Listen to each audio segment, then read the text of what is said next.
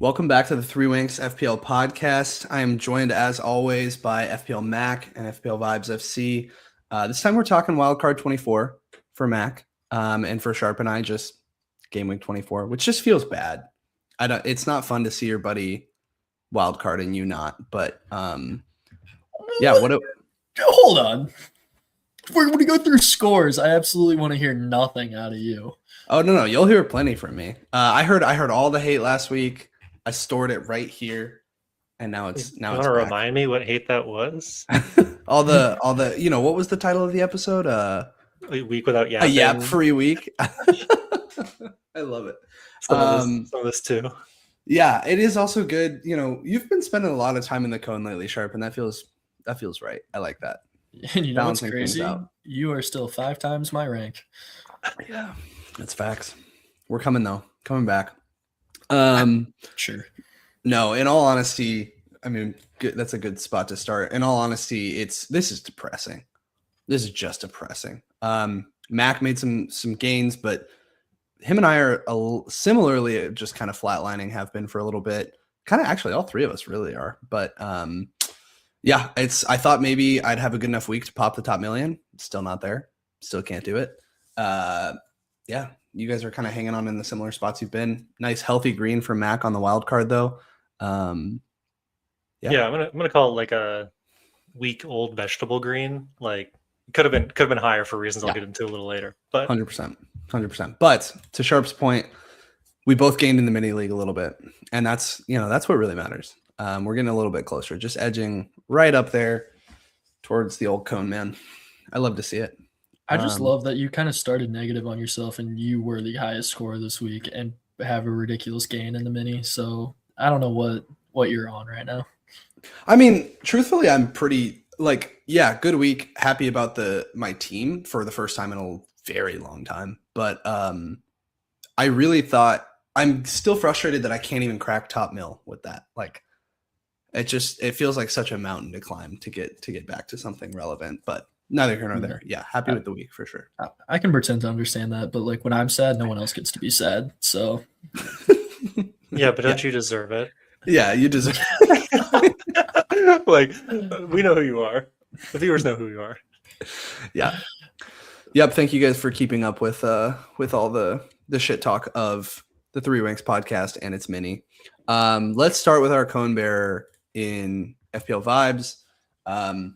Honestly, not a bad week, just not as good of weeks as Mack and I had, but talk us through it. Yeah, I mean, it wasn't great. I still missed my green by 5 points, which was certainly disappointing. The Saka news obviously hurt, but hurt everyone. Gabriel's still solid. The Everton clean sheet 2 weeks in a row, getting wiped late, seriously hurts. It's upsetting, and I think they're starting to run out of playable games, which is even more upsetting. And I think the Tark streak may come to an end. But other than, I had 3 guys return right in the front with JP, Holland, and Bruno. I mean, shout out to JP coming on and just continuing to be him through this run. That's big. But my midfield certainly is looking a bit questionable and needs, I think, a little bit of an overhaul. So that's forefront of my mind. I think other than the 3 starters, like I need to find a new defense too. So game week wise, I had some highs, mostly consistent lows across the board though, and a disappointing result.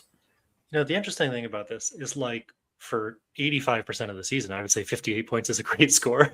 Like it's just been such a low scoring. I'm not sure I've broken 100 once this season. And 2 years ago, week 1, I had like 120 points the first week. So it's weird that for once people remembered how to play soccer is my conclusion.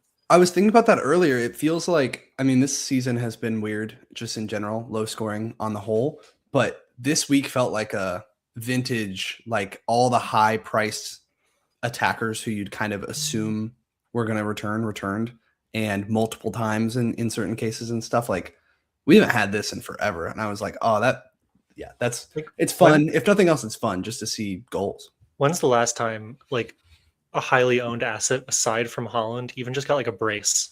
Like seriously. Well, Tiago every week that we don't have him. Semenyo True. every week that we don't have him. This is a what not to do podcast. Yeah, exactly. Sharpe, you're saying overhaul. Like, I honestly think that's a slight overreaction. I feel like Saka needs to go, but once you get somebody in for him, like, I don't think when you see my defense, you're going to be like, oh, my defense is okay. So I think you're fine. Sort of. And I'm looking, I guess, specifically at next week with Gay playing Liverpool. They might have figured it out. They might not have. I don't know. I'm losing faith in Everton's defense in a total. Partially because they've blown these last 2 clean sheets in disappointing fashion, but also because their fixtures do get harder throughout the rest of the season. So that's unfortunate. And then I'm looking at the guys that I have. I have Fulham playing Everton next week. So that's 4 guys on my team trying to play each other. So that's kind of where my head's at when I say those things. Yeah. But on the whole, I don't think your template is too far off. But I am excited to talk through your soccer replacements. Yeah. Cool. Mack, you want to go? Yeah, I think so. The big 6'9" on the wild card. Yeah, the big 6'9". Very nice. Had to do it. So mature. So this is the wild card squad that I ended up rolling out. I landed on keeping Rodgers. One of the main debates I was coming down to at the deadline was, do I pick up Semenyo? That would have required me to drop down Krupi to Amane. Ended up just keeping Rodgers because I knew I wouldn't be playing him in the next 3-ish game weeks, then his fixtures turn. So we'll see if that one pays off. Mane maybe looks like a better pick now that Arsenal have the confirmed double, but Krupi did score. So like nothing to complain about there from like a debate perspective. And then, I had 69 points. Senesi scored, which was awesome. I guess maybe I shouldn't have played Guehi over Alderte in hindsight. Alderete. It's the Brad Pitt. It's the Brad Pitt Inglorious Bastards. It's like stuck in my head. Arrivederci. So now I just call him Alderte. Oh, that's awesome. Never mind. Yeah, keep that. No, I'm glad you at least knew where I was going with that. So Senesi got a huge. Like I was pretty worried, because honestly, I watched that game, and I thought Wolves could add a couple. So I was pretty worried, but Senesi somehow managed to pull it out, get the clean sheet. Gabriel obviously cleaned. Yeah, DEFCON. So we got the 8-pointer. Chalobah and Guehi, whatever. I had some concerns about the Chelsea defense. I would say that they like heavily rotated. They didn't start 7 of their starters, which I think we'll get into a little bit later. So I'm not too surprised that they conceded 2 goals in the first half, subbed on their starters, and then had a clean sheet for the rest of the game. So whatever, right? We don't pick our players for 1 week theoretically, unless you're wildcarding next week, but I just did. So pretty standard run for the midfield and the forwards. I will say the vibe shift in the Chelsea game from like an 8-minute concession and Enzo and João Pedro not starting to last minute Enzo to João Pedro assist goal. Like, I'm a Spurs fan, so I should never be cheering for Chelsea, but I was having a great time. Fun week for the first time in a while. I think the big call here, though, and the mistake that I made is like right now I'm 607K. I would probably be sub 500K if I had just captained the right player. You can see that I have it on Rice, and that was news to me when Sharpe told me when we were watching the games that I captained Rice, because my dumbass was organizing my players by color so they looked nice, and I was looking at this team a lot on Friday. Had a lot of time in my hands. Must have subbed Bruno off, causing the chip to go to Rice, and just didn't even catch it. So, I lost 100K ranks from that, which is just pretty absurd. But you gotta, with an overall good week, you gotta take the hits where they are. Yeah, and I honestly, I'm surprised that between the 3 of us, something like that hasn't happened already this season. For us to have gotten through Gameweek 24 doing that happened to me multiple times last season. Where I like transferred in a player and left them on my bench or did some dumb shit like that. So it happens. 2 things. First of all, as soon as I saw your lock team, I was like, the fuck is Rodgers doing on your bench? Get him in for Senesi. So good on you not listening to me there. Like, yes, you did text me that, and I was like, no, man. What a wild world where Bournemouth keep the clean. And Senesi continues to just be a dog in terms of DEFCON. So that's great. And then on obviously the João Pedro thing, I suppose we can get to it a little bit later, but I was on the opposite end of it. Like, I was like, hell yeah, benched, minutes risk, nice. He was my second biggest threat of the week. And I was like, perfect, exactly what we needed. I didn't go there, so that's perfect. Just what a turn of fortune. Now that he's scored and assisted, I think that makes his minutes even more locked going forward, probably. So yeah, I mean, again, it flipped completely on its head. Something to get into in the Chelsea section, but I have some thoughts on Liam Delap and like João Pedro minute security, just having watched the FA Cup game midweek. Yeah, cool. I barely outscored Mack this week because I took a hit. What's your score? Oh wait, this is hang on, this is the wrong thing. Yeah. Because I took a hit. And to his point, if he had captained the right player, I would not be ahead of him. I did go with Haaland like Sharpe. Rip. And honestly, okay, I want to touch on that really briefly. I still think that was potentially the right call. Obviously, outcome Bruno hits, and Bruno in general has such a diversity of ways that he can get points. So in that sense, I think going forward, he's like a really consistent captaincy option. But there was so many times where Haaland should have scored something and he didn't, especially in that first half. So it's unfortunate. He gets the assist. He definitely should have at least had a goal and an assist and just doesn't do it. And City looked horrible in that second half. So I've been telling you for weeks that Spurs own City, and you didn't believe me. And that's on you. Got it. Hey, it is what it is. Yeah, going through the rest of the squad. Raya and Nets keeps the clean, double clean for Arsenal. Chow, Newcastle just capitulated against Liverpool. That was a play that I kind of had to make. Didn't really know what else to do. Didn't have a great option, and he made me pay for it. Alderete with the 6-pointer. No Defcon. Rice, Bruno, Enzo, Bumo blanks. I definitely want to touch on him more when we're talking about soccer replacements for you, Sharpe. Bowen scores off a cross. I don't know if you guys saw that, but Sanchez just continues to Sanchez. That guy is fucking hilarious. Dude, the fact when they signed him from Brighton, I was like, there's no way there's this team that has spent $1 billion signing that dude to be their starting keeper.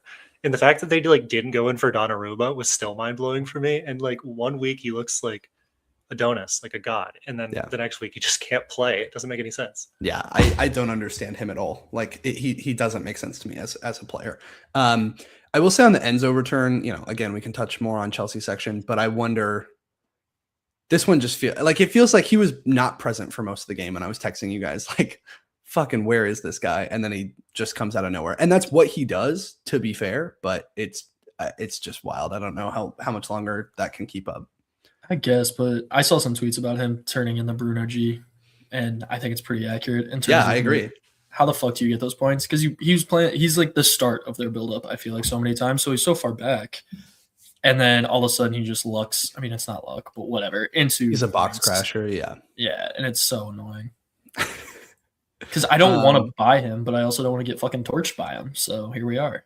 I don't think that at this point, if you haven't gone for X Chelsea asset, I don't think you need to. And I think you could apply that to any Chelsea asset right now.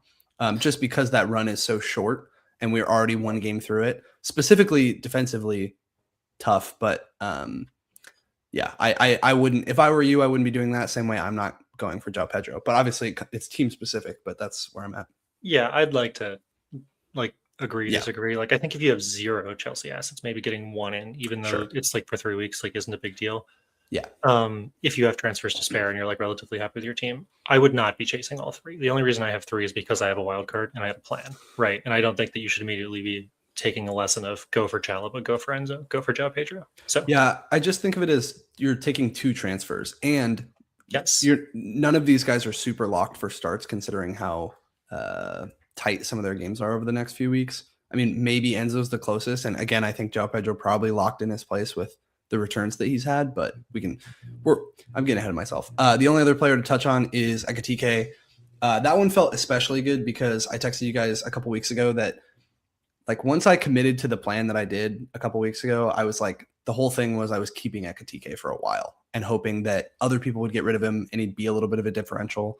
And now, he probably won't be because I'm sure people are buying him again, but that paid off. And so that was a good bet. The problem of what I've done with myself in this team, I fucking love my attack now. Like every player I'm good on. I don't want to touch it. The problem is my defense is just such garbage. So it's come at a cost for sure. And we'll talk about that in transfer plans as well. All right. Well, then I feel like we should just start on Chelsea West Ham because we've been itching to talk about it so much already. tale of two halves. This and the City game were both the same, where it just felt like one half, one team is dominant, the other half, another team is dominant. Chelsea couldn't do fucking anything in the first half. To your point, Mac, they had a lot of bench players in, ultimately made big substitutions at halftime and came back and beat West Ham. I think the notes there for me are just that, I mean, West Ham has done this a few times in a row now where they're showing that they have a little bit better attacking threat. That's a saving grace as a Bowen owner. I don't think if you're not there, you should necessarily go there. But helps me out. Alternatively, I'm curious to hear what you guys think of Chelsea on the whole under Rossignol. They played Arsenal today, lost to them in whatever cup that was. They're not going to double anymore, but I'm just curious, like, where you guys are at on both from an attacking side and a defensive side go forward. And then obviously with their fixtures. Yeah, I mean, I like João Pedro. I think, like I said, he's kind of been him over the past 4 weeks, where he's double-digit returning for us. And I think he's proven that he can keep doing that. I think Delap looks bad. I just don't think he's ready or whatever it is, but I don't think he's there. So having João Pedro is pretty exciting for me. Defensively, no reason in my mind to go after them, so I'm staying off of them. I'll let Mac touch more on like how they look in the new manager, but West Ham, what excites me or what has caught my eye is Somerville over their last few Prim games, but also their games outside of the Prim where he's been involved in goals consistently and looked really good for a really cheap asset. Him and Bowen seem to be the only two players they actually have. And like we said, like, it's hard to read into this first half at all because Chelsea played no one that they care about. And it's kind of speaks to how shit West Ham are in the total that you can make subs at halftime and turn it around like this and beat them. Yeah. They're trash. I have to agree with everything you said. On West Ham, Somerville has been a little bit of a bright spark for them. So good signing. I think they got him in January, right? He's like fairly new. Also, I think everyone's been. Do you disagree? Was he not new, Luke? I don't know if that's right, but I'm not positive. I thought he was. Maybe not. They signed someone else. I don't follow the West Ham squad that much. I don't think he's new, but I think he came back. I think he was out for a little while. I think that's right. I think he's injured. That's why he just appeared like a comet in the night sky. I know we've all been like locked in for West Ham getting relegated all season, but they're making a charge. They're making a little bit of a charge. I got to be honest, because if you believe that at this point in Gameweek 25 that City can still catch Arsenal, the gap is 6 points. West Ham are only 6 points behind Nottingham Forest. That's all I'm saying. Now, we're not going to bring up the fact that they're only 9 points behind Spurs, but 6 points is achievable, 9 points is impossible. Don't worry. So West Ham, I mean, but I think the real lesson from watching this game, because we were watching it live, was just complete mental capitulation in the second half. Like it speaks to Chelsea just being able to sub on their starters, right? But also just like West Ham should have won that game. I mean, you go up 2-0 as a Prem team, you don't really have an excuse to like throw that away. Even if they're subbing on their better players shouldn't be able to influence a 3-goal comeback in 45 minutes. It was just so sad. And then my thoughts on Chelsea were just that, like, Rossignol said that he was going to rotate a lot. So he did, right? They got a lot of games, as Luke said. And, I think we can expect rotation from them, period. I think that they look a little bit raw. I've been watching them really heavily over the last couple of weeks, just because I knew I was probably going to wild card in 24. And I was like, how much should I commit to Chelsea? And, I think it's touted a lot, but they have the youngest squad, right? And when I watch them, they just look immature. They just like make mistakes. So for that reason, I probably also wouldn't go to Chelsea assets defensive assets despite having them.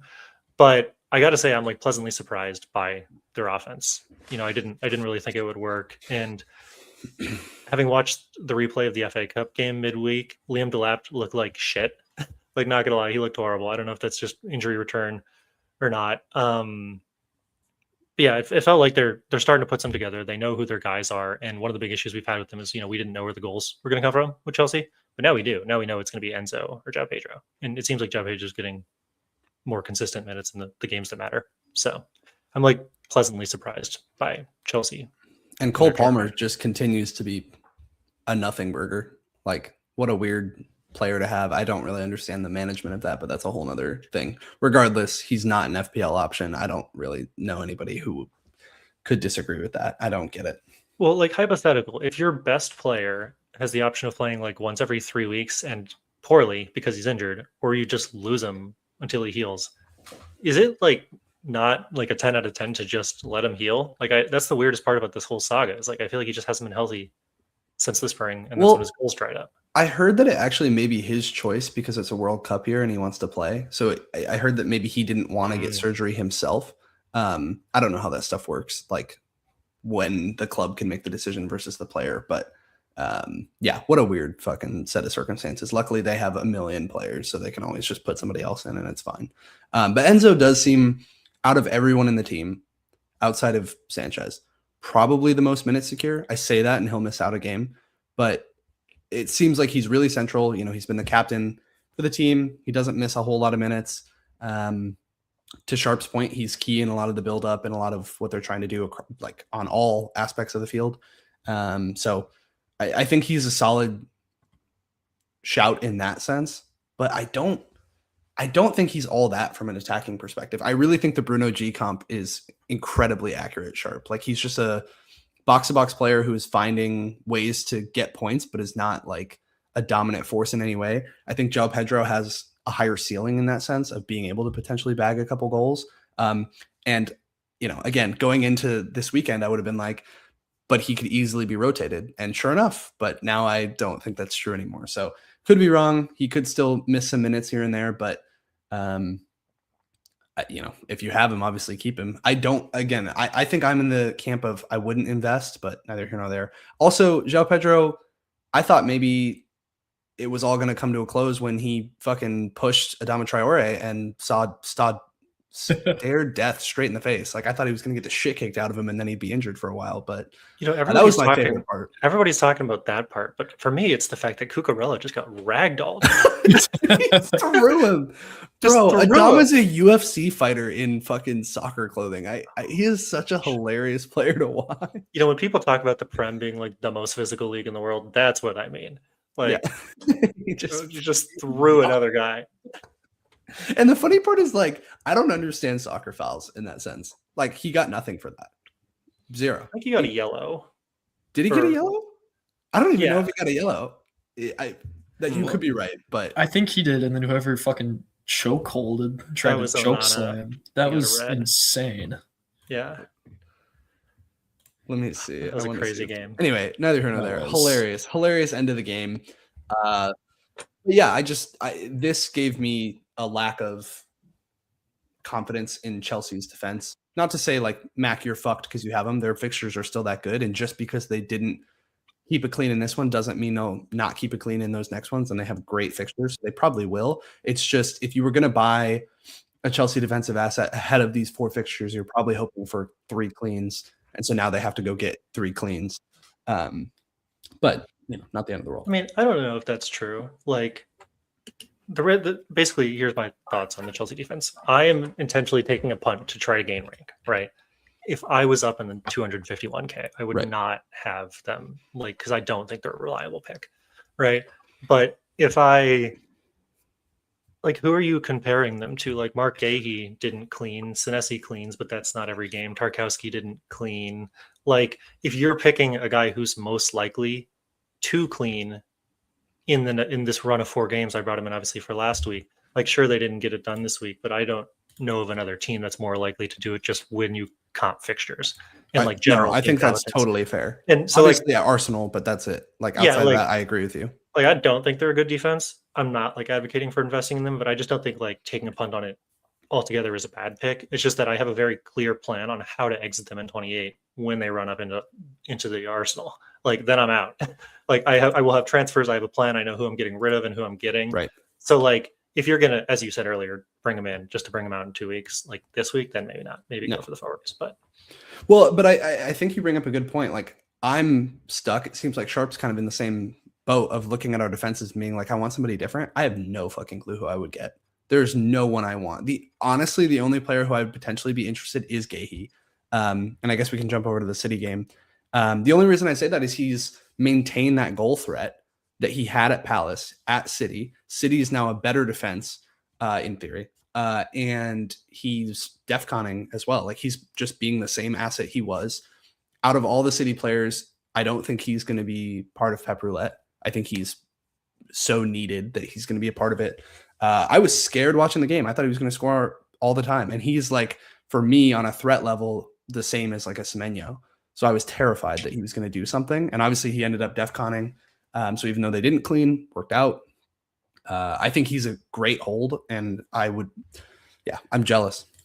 I think he needs to get some more solid legs so he can't get kicked through, But Yeah. other than that, do you guys think that's a foul? Like, by the way, dude, I don't know. In no world do I think that's a foul. Like, and I know I'm heavily biased, and so I'll openly acknowledge that. But in my opinion, Solanke was like literally mid kick motion, and he came in. Like, how are you supposed to stop that? Those guys kick the ball at 90 miles an hour. Yeah. I've seen stuff like that called. That's the thing. Like I have seen that where someone is going for the ball, someone steps in. I mean, that's literally what shielding the ball is, right? You're going for the ball and someone steps in, and that's a foul, but like I don't know. My counterpoint is that like just touching the ball does not absolve you of all wrongdoing in the tackle. Yeah. But like also I think what people are probably more bad of is like the lack of consistency, because you can, for every foul, you can think of 10 fouls that weren't awarded for the same thing. For sure. Sorry, random aside. I was just curious. I don't pretend that there's any consistency in Premier League officiating. I consistently watch it and I'm dumbfounded. I'm like, what? And I mean, to the point, I did check. Traore did get a yellow, you're right. But like, how did he fucking throw Cucurella off the field and that's not a red card? Like that's insane to me. I don't get that. So I'm sure there's some bylaw somewhere that says like no hands on the throat, but you can pick someone up by the hair and toss them into the front row. But dude, it's the rule of cool. That looks sick. Dude, the ref is fucking scared. He's like, oh, yellow, don't hurt me. You know what I mean? That dude is massive. Yeah, that was awesome. Anyway, I think a lot of what we're looking at here in front of us speaks to certainly don't invest in Tottenham, even if they put 2 up on City, because look at the XG that they had on those goals. Like, again, Solanke just kicked through Gahey's leg, and it happened to go in a mess, and then he pulled off a fucking worldie. Insane. Yeah, it was gorgeous. Don't get me wrong, that was gorgeous. He's never doing that again in his life. Screamed out loud when I saw that goal. I was watching it live, and I was just like, I cannot believe what I just saw. Tottenham might get relegated, but we have like 5 contenders for the Puskas. So I will tell you that you called it. Like you said, you know this team. You know the history of that this was going to happen, because it really, like, again, this really was a tale of two halves. First half, City looked fucking dominant, and it shows here. Again, Haaland had a bunch of big chances that he missed. They put up 2. It looked like they were going to put up 4 by the end of it, and then second half was just Spurs battling back. So this is my problem with XG, because if you trust your eyes, I also felt that way. City had more XG in the second half, than they did in the first half, apparently. Yeah, you're right. Just a little bit more. Yeah. I mean, but if we're talking about how dominant they looked, this is my problem with trusting your advanced analytic bullshit. That's all. Well, okay, but look at the steps, right? So if you look at the number of steps, it's that City had a few high danger chances, and then Tottenham had a lot of low danger chances. And I think if you look at this in combo with possession metrics, you'd probably see that Tottenham had more of the ball over this time. That's my guess. But there's more steps for City in the second half than there are for City in the first half.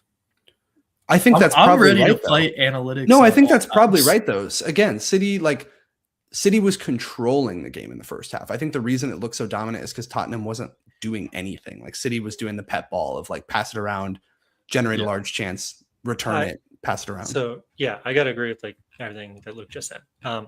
Having watched the game, I've been spending way too much time analyzing the game.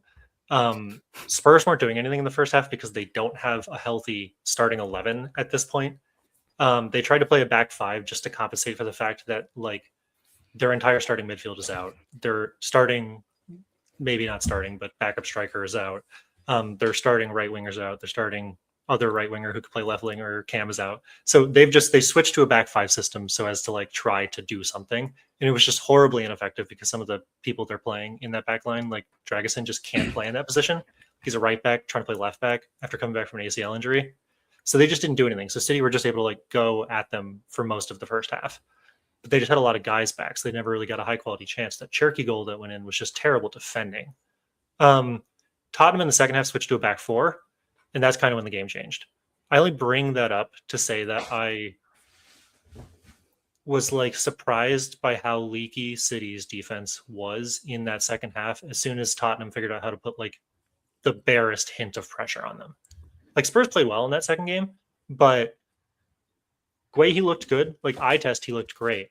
But like when Spurs scored, period, I was like not surprised because Spurs truly, it felt like, had much more dangerous chances in the second half. I don't know. It was just interesting. I also do hear you on, well, first of all, I want to say on Sharpe, your point. Like your point is right, though. I mean, to completely disregard this I think is wrong, but that's my opinion. But like in general, watching the games, this is why we watch the games. This is why you have other stats outside of XG. Like XG isn't everything, which is why when we were looking at a player like Enzo, who generates like the most XG in the league, basically, I was like, all right, he's an XG merchant. You know what I mean? You have to watch the games and understand, is it just that he gets one high danger chance that he misses consistently? Because that's not somebody who's going to score. So yeah, I think it's all in combo with stuff. But on your point there, Mac, like it really is making me sit here and be like, what defenses do we trust? Obviously, you have Arsenal. I think has pushed some people, as I've like seen on Twitter and shit, to go to a triple Arsenal defense, which I really don't think is a bad play because I just don't know where else you go right now. Well, and so to your point, it's like City, if you can't trust them defensively, then who can you? Because I can't trust Newcastle. I have them. I don't know who the fuck to trust on the defensive perspective. Nobody's scoring this year, which is weird. But then at the same time, nobody's keeping clean sheets either. And it's like, how can we have both? It feels more sudden on the nobody keeping clean sheets. I feel like we're hitting the season where you have, you know, the churn of fixtures has created a lot of injuries at the back for a lot of teams. You have transfers being made and players moving away from teams like Bournemouth, teams like Crystal Palace that we were relying on for a little while. And both those teams have kind of fallen off a cliff. So you're kind of like, all right, I'm trusting the big guys and that's it. And of the big guys, like of the big five, the only teams that you could realistically trust are Arsenal and City, maybe Newcastle. And the latter two that I just said in that, I don't even believe as I'm saying it. So I cannot believe he just big five does. But no, I think my real conspiracy, or not even remotely conspiracy theory on this, is just that I think that the quality of the Prem has risen to such a level that even like shitty teams, like historically shitty teams, I might add, are much more dangerous. Like watching the Wolves game, like they're going to get relegated, but that kid Mane in the game actually looked great, and he did score a goal that was disallowed. And I was like, it's really interesting that like Wolves have just like a kid of this quality, because I don't think they would have a couple of years ago. I mean, I think Brighton's like the 15th ranked team in the world or something like that from like a revenue standpoint. Like Brighton, like respectable club, they're doing great things, but it's just like that's pretty crazy. So I just think that as like the midfield rises and it's not as much of a walk-off to play West Ham, you know, they can still put two up on Chelsea. Yeah. But I don't know what we do about that as from an FPL perspective. It's maybe my conclusion. Yeah. Speaking of a defense, or sorry, go ahead, Sharpe, if you got something else. No, you're fine. I mean, nothing crazy. I think it just comes down to targeting bad offenses, targeting Wolves, Burnley, etc., and then targeting DEFCON guys more so than clean sheet guys.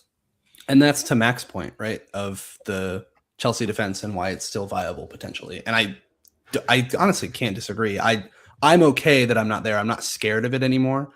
But at the same time, like they're playing Wolves, Leeds, and Burnley, and they could easily clean all of the next three, and I wouldn't be shocked. So it's, to your point.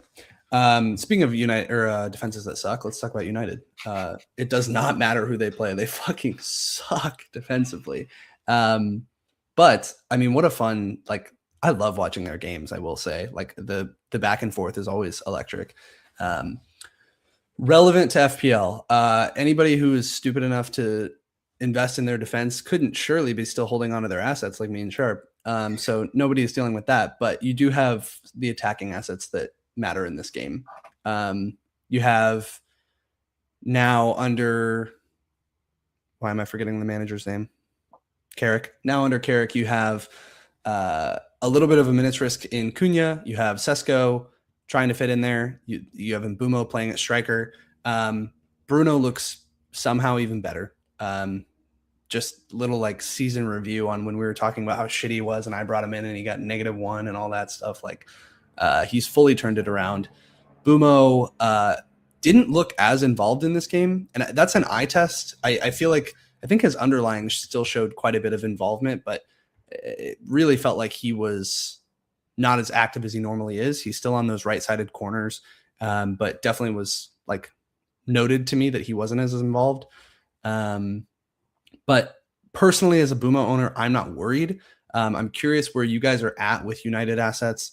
Is there potentially we're overlooking cheaper guys, potentially Sesko, potentially Ahmad, but otherwise, like, do you guys think having Bruno and Bumo is kind of essential go forward, or do you think just Bruno is fine? There seems like there's a lot of alternatives in that Bumo price space. So I think you could go a lot of different ways with it. Bumo might be the best option there, but he also might not. What did this game give you guys any clarity on that? It continued to give me more confidence in Bruno. I think he's more essential than Haaland at this point for the remainder of time, which is something I never thought I would say about anyone. So Bruno, after him, I think you could take or leave a lot of guys. Bumo, it gave me less confidence in him, obviously with a lack of return compared to the last two games. Do I think you can still have him? Yes, but as you mentioned, I think he's pretty interchangeable with a Verts right there, Semenyo, 0.5 mil cheaper. Like, you certainly have options where if you went one of those guys, I'm not going to bat an eye at you. I think the unfortunate guy, and I only say this because I have called him out more than once this season, whether it be to you guys or in my head, because I've put him in my team a lot of time during my fake transfers, is Casemiro. Like, I know it sounds weird. I get that it sounds weird, but he was super cheap. But I think right now you still, even with we're talking about expensive guys returning, you still have really cheap guys that are great options. You have Anderson at Forest being a 4-point floor. You have Iari, who I called out to Mack last week, getting another assist this week. I'm still not going there. I know it's fine, but it's a 4.8 guy who's been consistent over the last 3, 4, 5 games. No, you're not wrong. Like, even to go to defense, James Hill, who I don't actually know if his first name is James at all. Hill from Bournemouth. I don't know where I got James from. Hill you gotta stick with the confidence, bro. I like it. He got you were right, James Hill. Was I really? He got big points last week. He's 3.9 million, 7 points last week on Bournemouth. So you're right about the cheap players. Like, very viable. Yeah. So all of that to say, the only one I think is essential is Bruno. Other guys, again, wouldn't bet an eye at Bumo, but outside of that, I don't think you need a single one. Mac? Yeah, sorry, I jumped in the middle there, but I completely agree with everything that Sharpe just said. I will say I feel like this is the classic new manager bounce a little bit. Like, I'm watching them. A lot of these goals have been outstanding goals. And you could argue that they have great players, and great players should score those goals. But I'm also a little bit like, okay, so we got 3 games. Nobody knows how Carrick's going to line up. He comes out. He does his thing. Every game it's suited for the opposition, but, like, everybody knows that the opposition's then watching United. So I think the longer they have the new manager, the more time that they have to watch United, more teams will have a chance to settle, right? And they don't actually have amazing games coming up. Like, they're pretty middle of the road. I feel like the next 3 are pretty amazing, but after that, yeah, I mean, like, they're all, like, fine. Beyond that, though, like, nobody else is hot, so I don't really feel like there's a reason not to go into the United midfields. Like, if you brought up Semenyo, that's a good point. We've been getting punished by not having him, and again, bummed I didn't bring him in last week. But price has kind of fallen off. We only think that we're on the Chelsea assets for, like, a limited period of time, probably. So who else are you going to grab and hold for the rest of the season? Yeah, there he is. But even if you have Mbumo, and then you could still do Verts, Fernandez. You could. Your last two are how much money do you have? That's not a crazy. You'd have to probably divest of a forward, but it is doable. I see what you're saying. Like, I already have Mbumo, so mine is the same price as Rice and Rogers, damn near. Then you drop down to Anderson. Oh, Rice for me is like 7.2 in my team, so that's 0.6 that I need to find. Rogers is 7.6. Anyway, doesn't matter. Verts, I think, it's to all of this. And with the turn in Liverpool fixtures, I totally could see. One thing I'm going to say, I know we switched. I like it. I like the switch. It made me excited.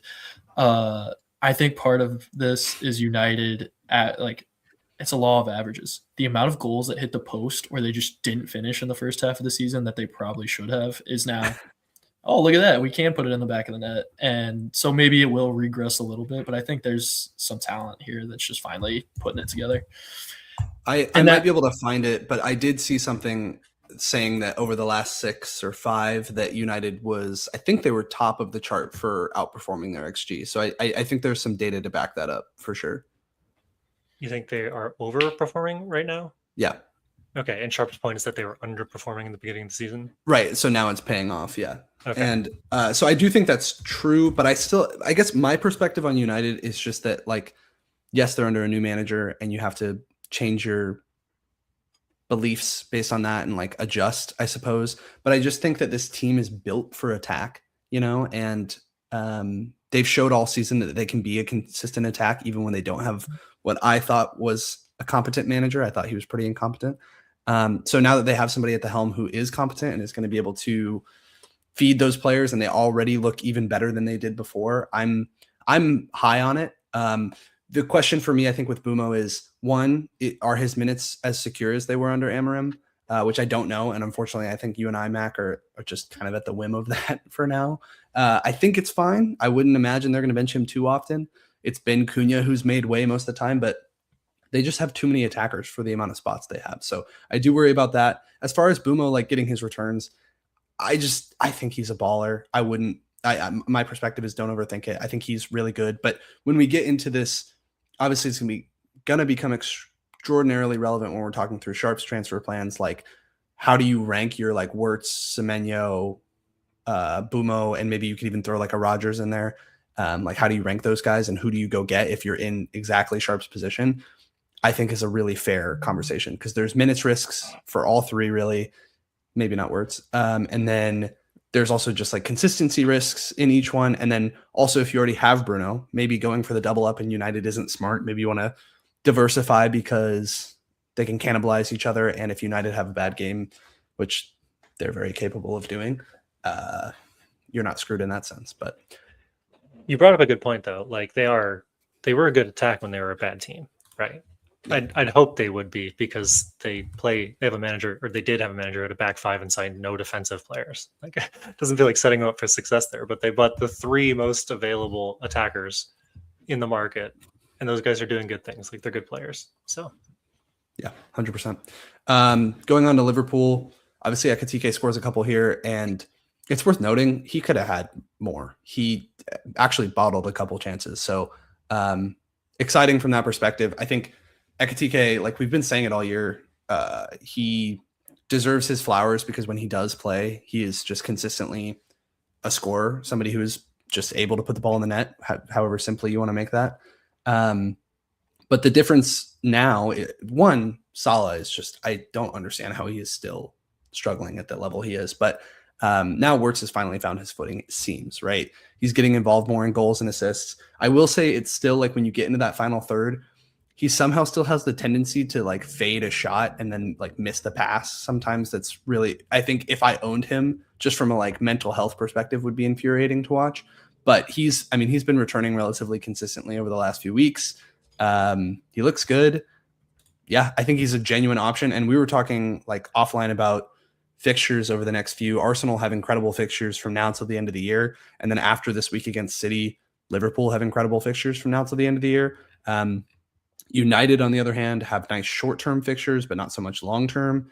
And then City, where is City? They have some pretty nice ones to end the year as well. So I really think you could make the case for any one of those guys we were just talking about for consistent mids at that price that we all have the money for the rest of the season. And it's really like you could probably hold any one of them for the rest of the year. The only caveat there is that City, I think because they won today, will blank in 31.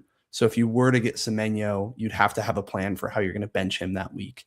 But we're looking ahead there. Anyway, what are your guys' thoughts on Wirtz? Do you think that he is genuinely a good option now? Where are you at on him? I mean, I will say, as his biggest hater all season, that I'm buying in, and so dumb because they hurt me every week emotionally as a fan. So now I'm just going to double down on that pain. But I do think he has become so essential to every pass attack play that we have, that you have to have him in there.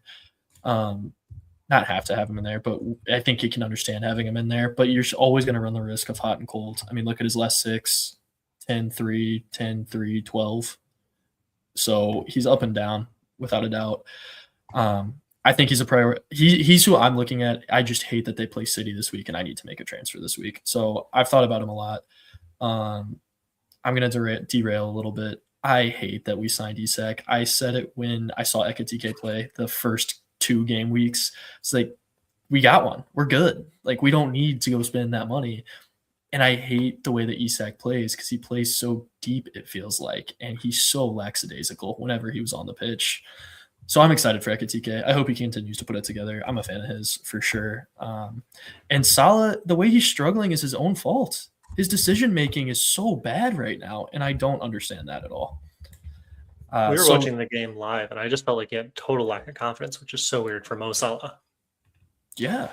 And it's crazy, too, because, I mean, jokingly, Sharpe made the point a couple weeks ago of like, oh, okay, but he's balling out at AFCON. And, I mean, different level of competition, but still, like, you would think that he would get back on that mental horse and would be able to come back. It's also a world-class player we're talking about. We're not talking about some random guy on Fulham. Like, it's I don't understand it. I'm with you guys. And I will say I blamed it a lot on Slot. I still blame things on Slot. Don't get me wrong. I still blame a lot of it on Slot. Yeah, but at the beginning of the season, he wasn't even getting those opportunities after the first 2 or 3 game weeks. This game, he had opportunities, and he put one in the side net that he absolutely should not have done. And he just seems to shoot when he should pass and pass when he should shoot, and it's crazy. Or even last year, I know that there's an element of like form in all things, but he was lights out on every shot. And that's why he's been the king of FPL for years. So to watch him just like take those terrible shots all game was really, really strange. Like not passing the eye test in the biggest of ways. For you guys that don't own Ekitike, what is your thought process there? Are you comfortable with that as a threat going forward? Is that somebody that you're looking to make way for in your attack, or where are you guys at on that? Am I right that neither of you guys have him? No, I don't have him. Yeah. I tried with my wild card this past week, conveniently enough. Classic. I brought in Joe Pedro. It was 3-point difference. No, in all honesty, I think that's like, yeah, he came off the bench and he scored damn near as many points. So I think that's fine. Mm-hmm. I think it's hard when you look at this because you can't just look at strikers and you got to look at the front 8 as a whole. Yeah. And you got to figure out where you want to invest because Mack just put together, I think 4 or 5, 7.5 to 8 to 9.4 with Bruno, but midfielders in there that are all fantastic that you could have, or do you invest this much in Ekitike when you could come down to Thiago maybe when he gets a better run, JP right now, insert guy. And do you save any money for defense? Because otherwise you're in my position and you're like, which 3.8 mil defender do I like this week? You had to go to Hillman. He's the next no, I honestly think I might. I was going to talk to you guys about that. Okay, Villa Brentford is one I guess we can talk about. Just I kind of want to do a heat check again. I know we did this a couple weeks ago on Rodgers, where you guys are at temperature wise there. Brentford obviously get like a relatively early red card, if I remember right. I think it was like in the 20th minute or something. And Aston Villa dominate possession. They, are able to generate XG, but not like anything super, not any really big chances, just a lot of little chances. And they end up losing. So saw something today that Watkins should be back relatively soon, whether it's this weekend or for the following game. So in that sense, not too long to worry, but this was bad. I just don't know what the level of panic is if I was a Rodgers owner. The Sade red card was at 42 minutes. And look at that line up until right at like 43 minutes. Like it's flat. Yeah. So not great, even pre-red card. Yeah, as a Rodgers owner, I said this on the pod when I was talking about bringing in Rodgers last week or keeping him because I already had him. I was like, if we look at the Aston Villa team, Ollie Watkins has gotten injured. John McGinn has gotten injured. Tielemans has gotten injured. And that just leaves Rodgers from their front 4, who has been the front 4 that has been bringing them up to third, where they I think currently reside still. Yeah, they're 2 points back. They're 1 point back on Manchester City. But like when 3 of your starting 4 goes out, and 3 very important players at that, I had questions about like, are they going to be able to get it done? That being said, they didn't look like as bad as I expected. I think my bigger takeaway was that like Brentford were kind of all game. What do you guys think? I mean, I don't have too much to say on the Brentford, especially like, if you had a red card at half, I kind of just give you the benefit of the doubt. Yeah, fair enough. I mean, to be fair though, Thiago, it's worth noting, has blanked for the last few weeks. He's someone who I have earmarked for 28 when his fixture run starts, but if he continues blanking, I might have to reconsider. Yeah, I don't know. Where are you at on Roger Sharpe? He's so indifferent. It's just unfortunate he costs 7.6 right now, I think is my takeaway. I don't feel like I have to get him out, especially because in, what is it? Is it 28 as well for them or 27, I believe, that their fixtures do. Yeah, their fixtures are just nice. And so to me, it's like he's not a priority to get out, so he's going to sit there. That's, I guess, my take. I wouldn't go to him until 27. I think that's the same take I had last week.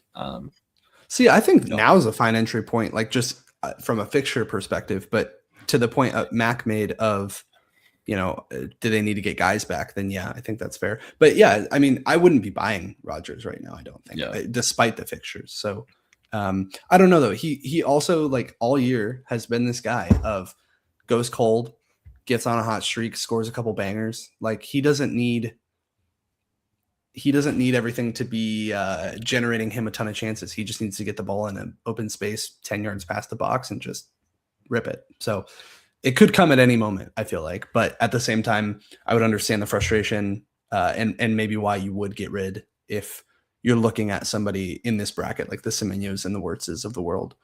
Yeah, I realized I never said my conclusion out loud, but I also don't think you need to like run in for Rodgers right now. That being said, the reason I opted to keep him was because the run turns in 27, and then I think he's a lock for the rest of the season, just for as a rotational guy. So 100%.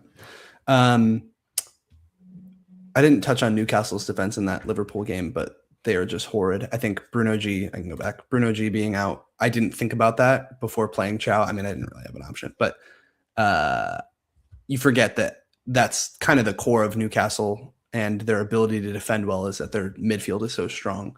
And they were just hung out to dry in this one. They obviously had a short week in terms of, I think they had a Wednesday game, so quick turnaround. But they look fucking shit, man. It's tough. They were, but they were also playing 4 center backs. So like that's a choice. Yeah. They're doing things and it's not turning into clean sheets. And they got just destroyed in this game. So as a Chow owner, not feeling awesome. But that's I guess the takeaway is don't invest and sell. Yeah, exactly. Only other thing, you think they're a sell? You actually, like, I know it's been bad. I know they've looked terrible. But we've said this for 15 weeks. That's so true. That's the problem. Like, yeah, Chow put up 17 and 10 like in 3 weeks. But outside of that, it's been, well, they should be really good, or they're going to be really good. Right. Maybe they're just not. The wheels are falling off a little bit, to be fair. Like, I really do 100% falling off. Losing 4-1 to Liverpool, and then again in the cup today they lost 3-1. Not great. I think for a while there we were talking about this is a team that's keeping like below an XG every game and still somehow conceding. Like that's where we were at, and that's where we're still at. Yeah, but now the wheels are starting to fall off. Thing I'll say though is Bruno G might come back against Brentford, and then does that change it? That's why I was bringing up like, is it a sell? Because if they still do have the second lowest XG conceded over the course of the season. It's definitely a team dependent thing. Like, I mean, okay, so I have Chow, but again, we're talking about where do you go? Like, I don't know. Yeah. Where do you go? Like, there's at that like 5 million price, I can't pick out a defender in my head who I like. Just can't find them. So I'm open to suggestions there, but yeah, I think right now my model of team is where if I was building from scratch, I'd probably be at to an extent. I would definitely have a Chalobah, last week like you did, Mac, but just in the sense of investing in a ton of attackers who have been consistent and going cheap in defense and kind of just preying on that a little bit, because like cheap defenders who DEFCON, that's kind of where I'm at right now. Of I don't trust anyone to clean outside of Arsenal, or that's the flip side, or do triple Arsenal at the back. Otherwise, fucking I don't know. The only other player that we haven't talked about that I keep hearing talked about from like other content creators that I don't really get the hype around is people are really high on Sar from Crystal Palace. I'm assuming, Mateta being out and a nice turn of fixtures, right? Yeah, they've got Brighton, Burnley, Wolves, United, Tottenham, Leeds. And so it's worth noting.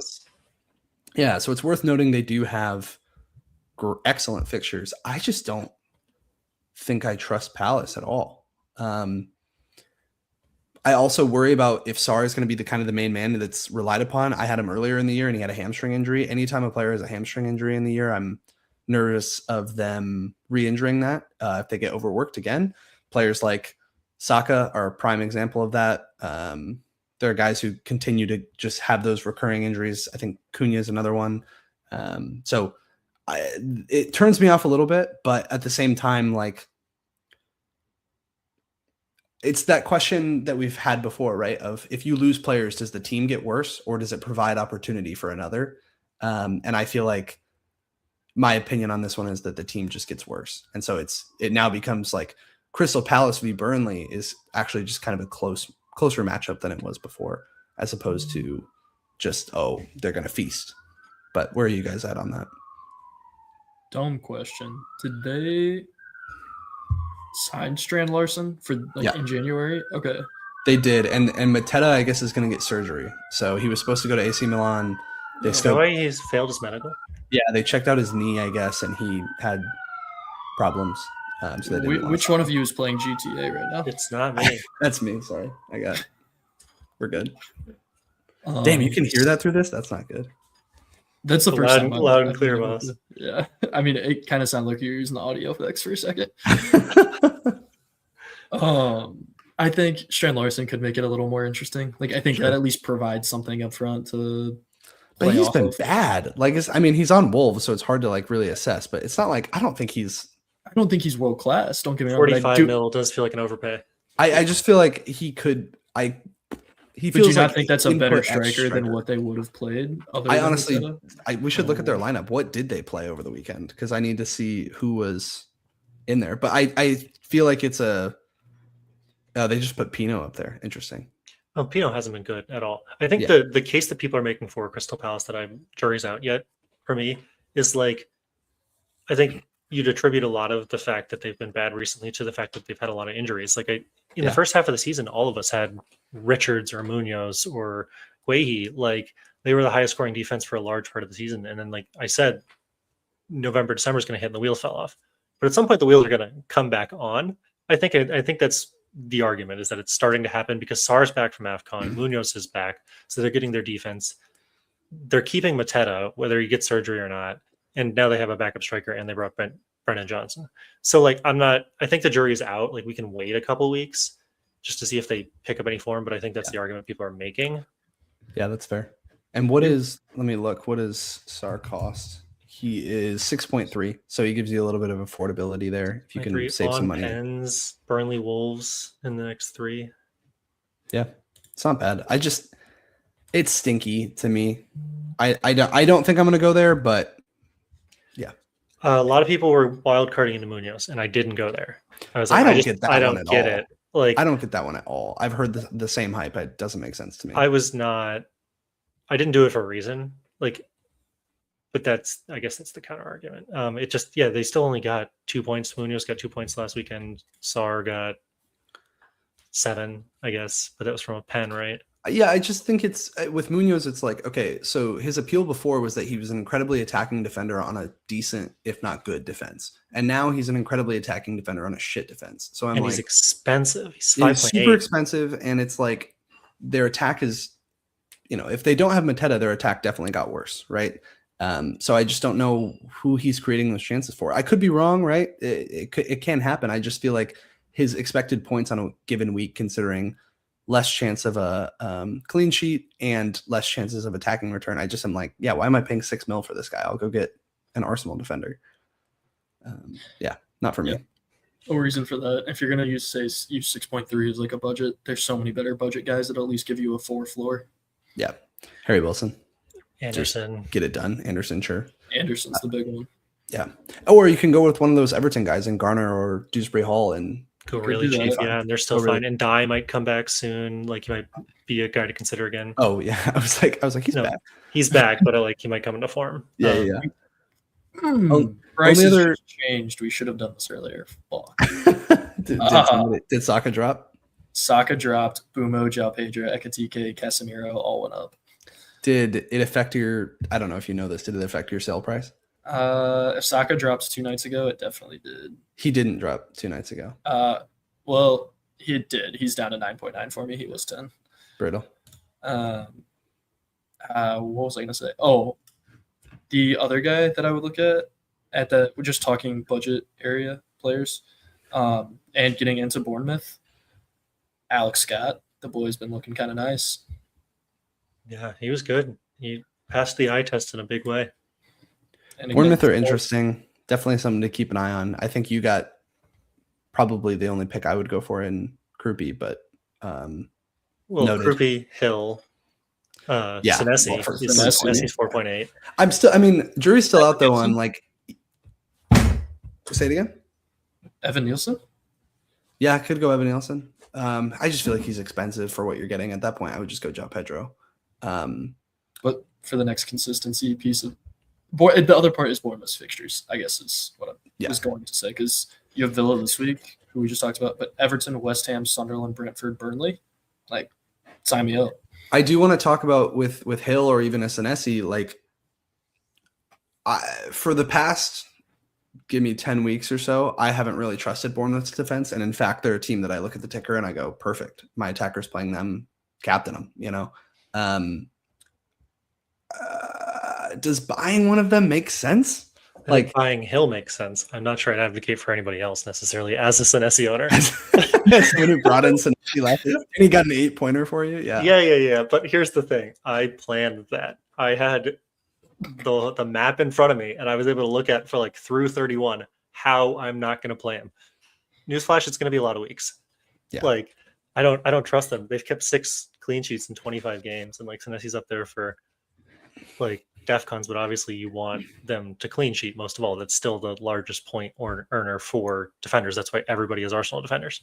I think Hill's the enabler though for like a lot of bigger moves. Like if you, Luke, you're saying that the defense sucks.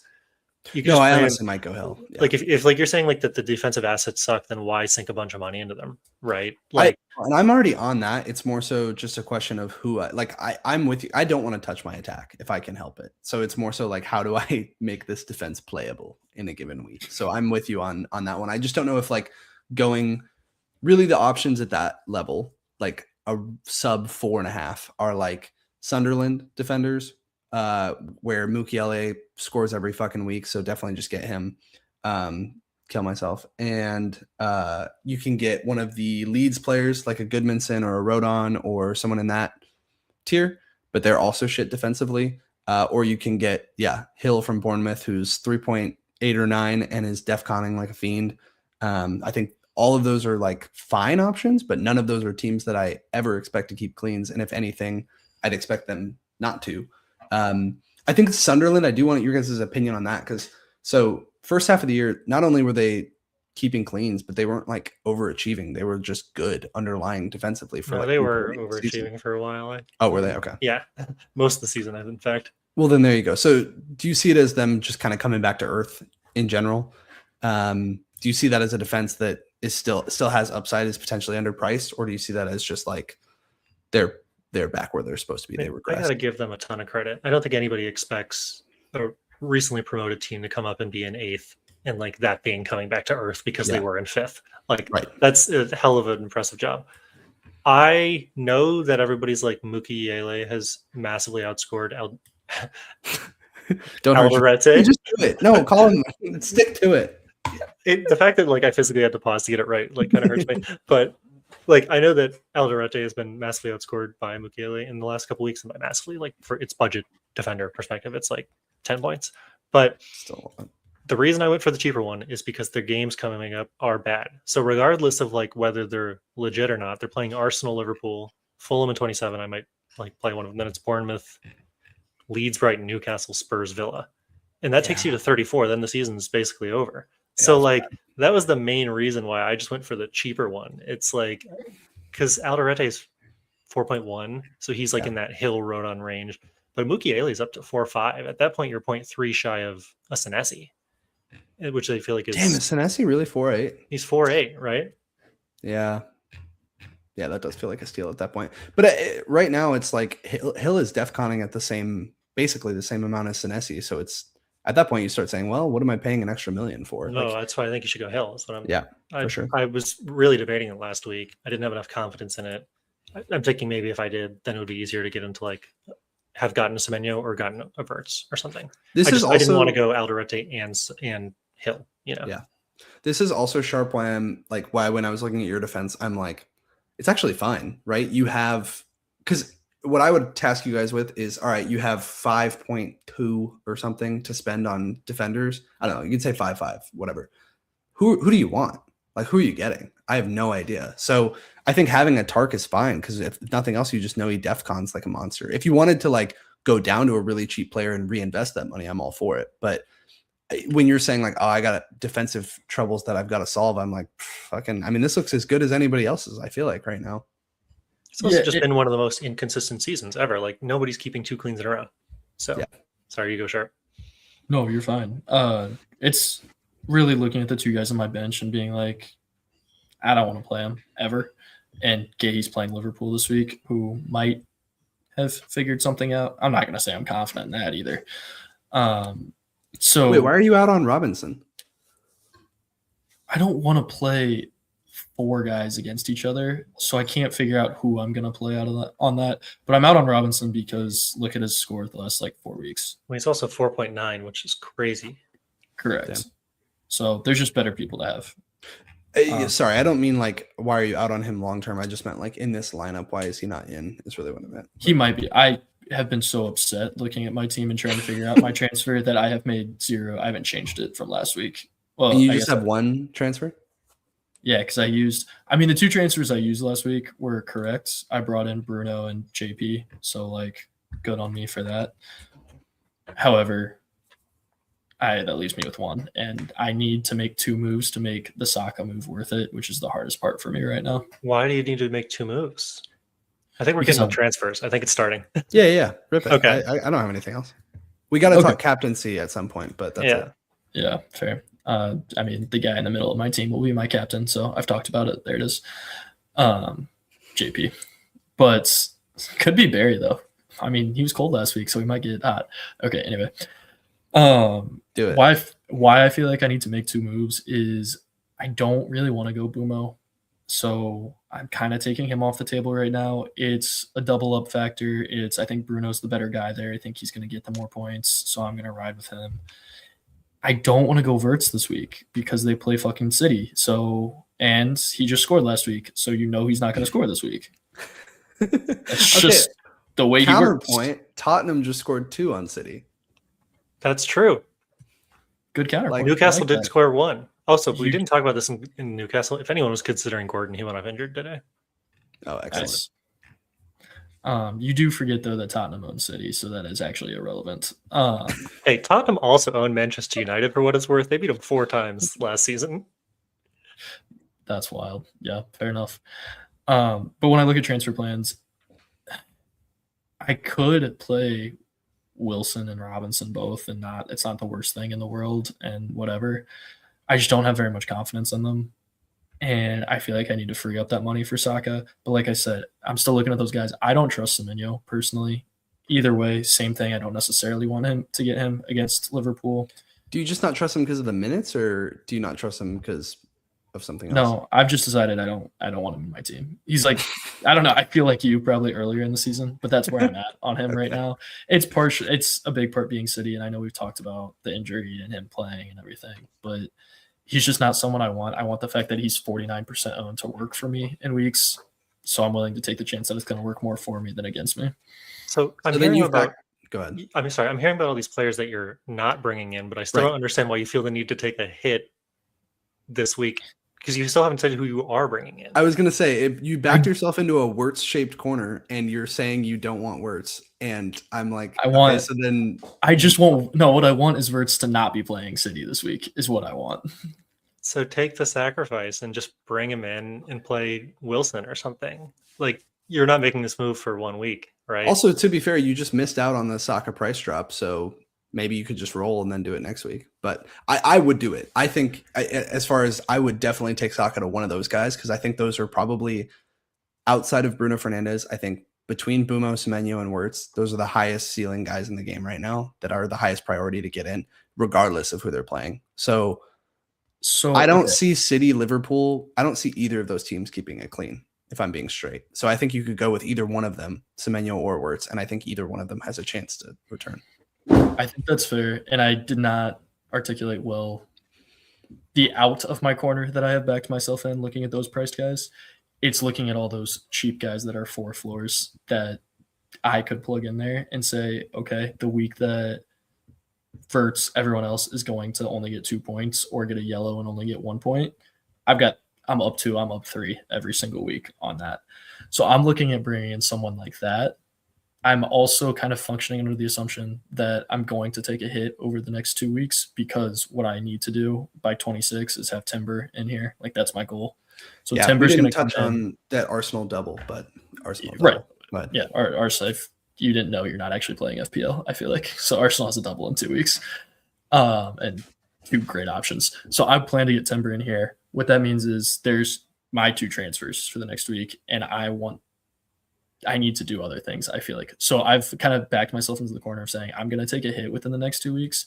So if I don't do it, or if I do it this week, I can take Saka down to someone bad, take Robinson up to Timber, and then take Wilson up to Wirtz. I just don't think. So you're going to take a hit to bench one of the guys you hit in this week? No, I wouldn't bring Wirtz in this week. I would bring in a 4 floor, play him. I would then bring in Timber at the same time. Say Anderson, just for shits and gigs. Okay, so you're going to bring in Anderson this week, and then next week you want to bring in Wirtz, and so you transfer out Wirtz and Timber. One of them.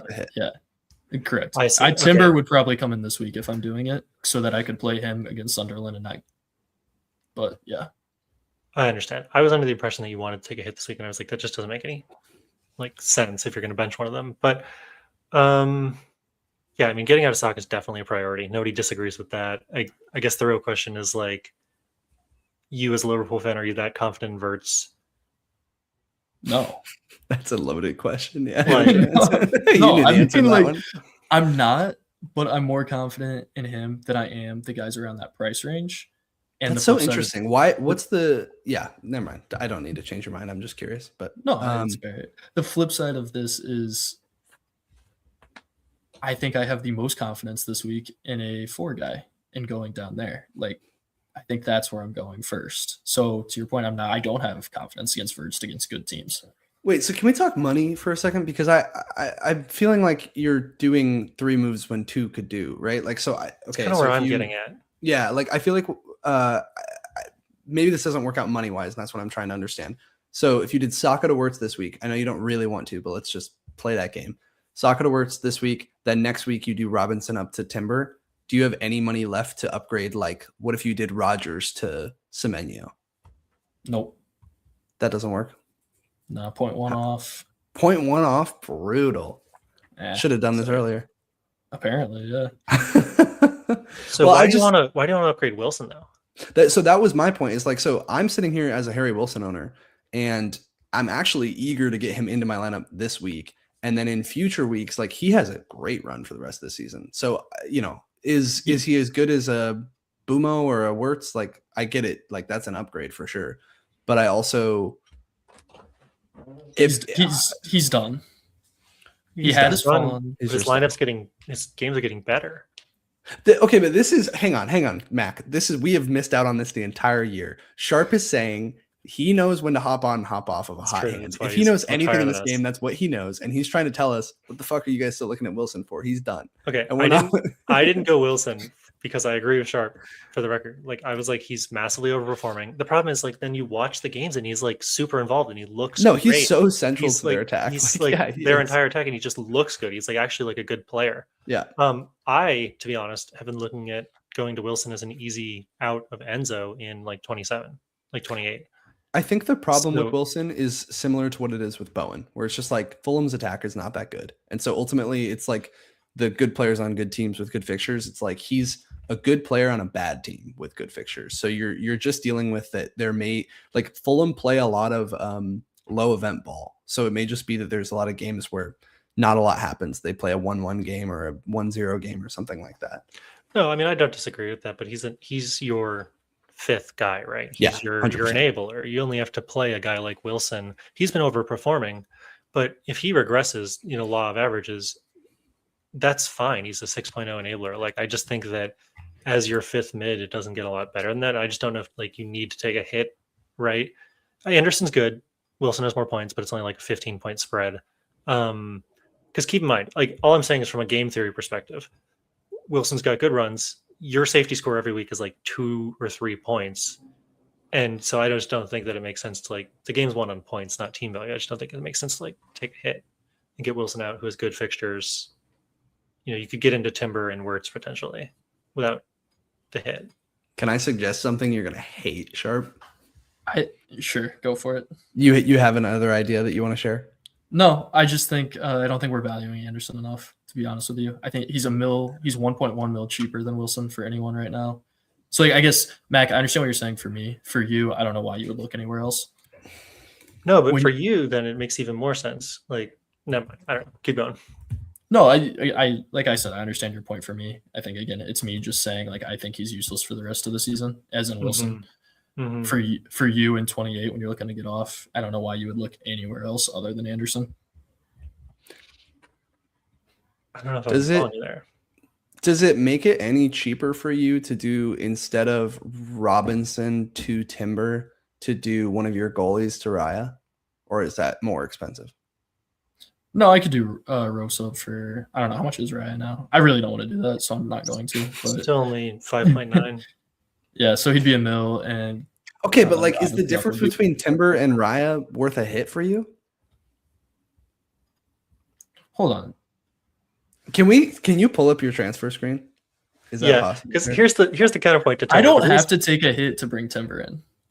No, I know that. We know that. That's what we're trying to tell you. Yes.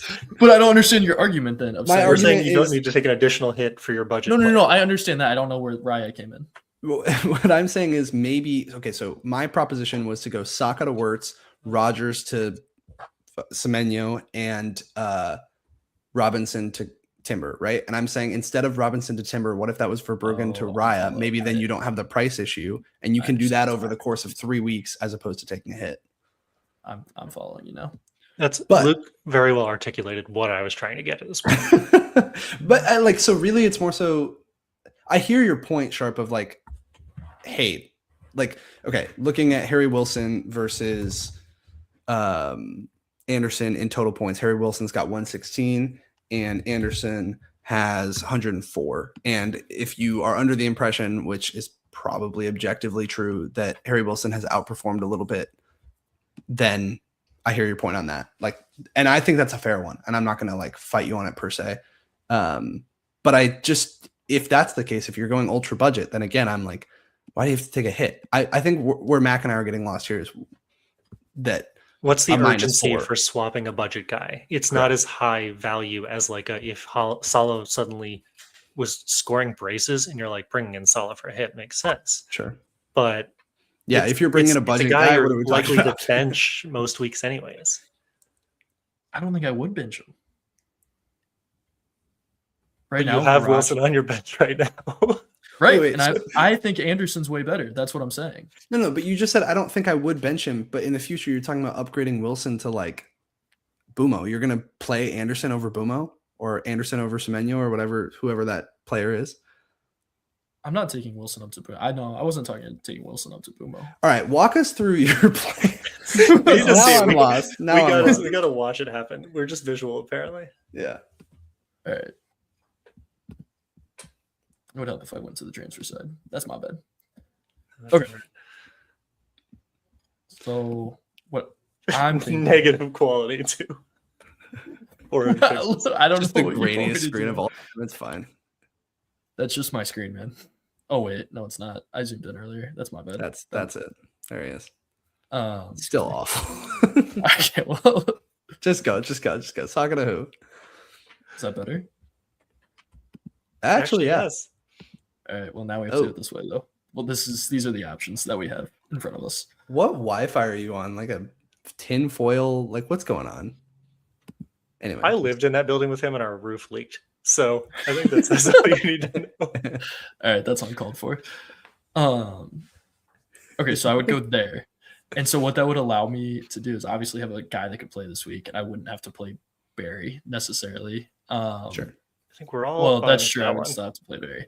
Yeah. Okay. So I'm going, but if I go down to Anderson, that feels like I could make this more worth it for me. Like that feels like a just giant leap. So I don't really like that. So I would probably just do this week. And I know he could play against Everton for sure. I understand that thought process, but then I could just do that this week, have 3.2 to then really do whatever I wanted to do with next week. So that would give another week for those guys to put their hand up in the midfield and maybe change my mind.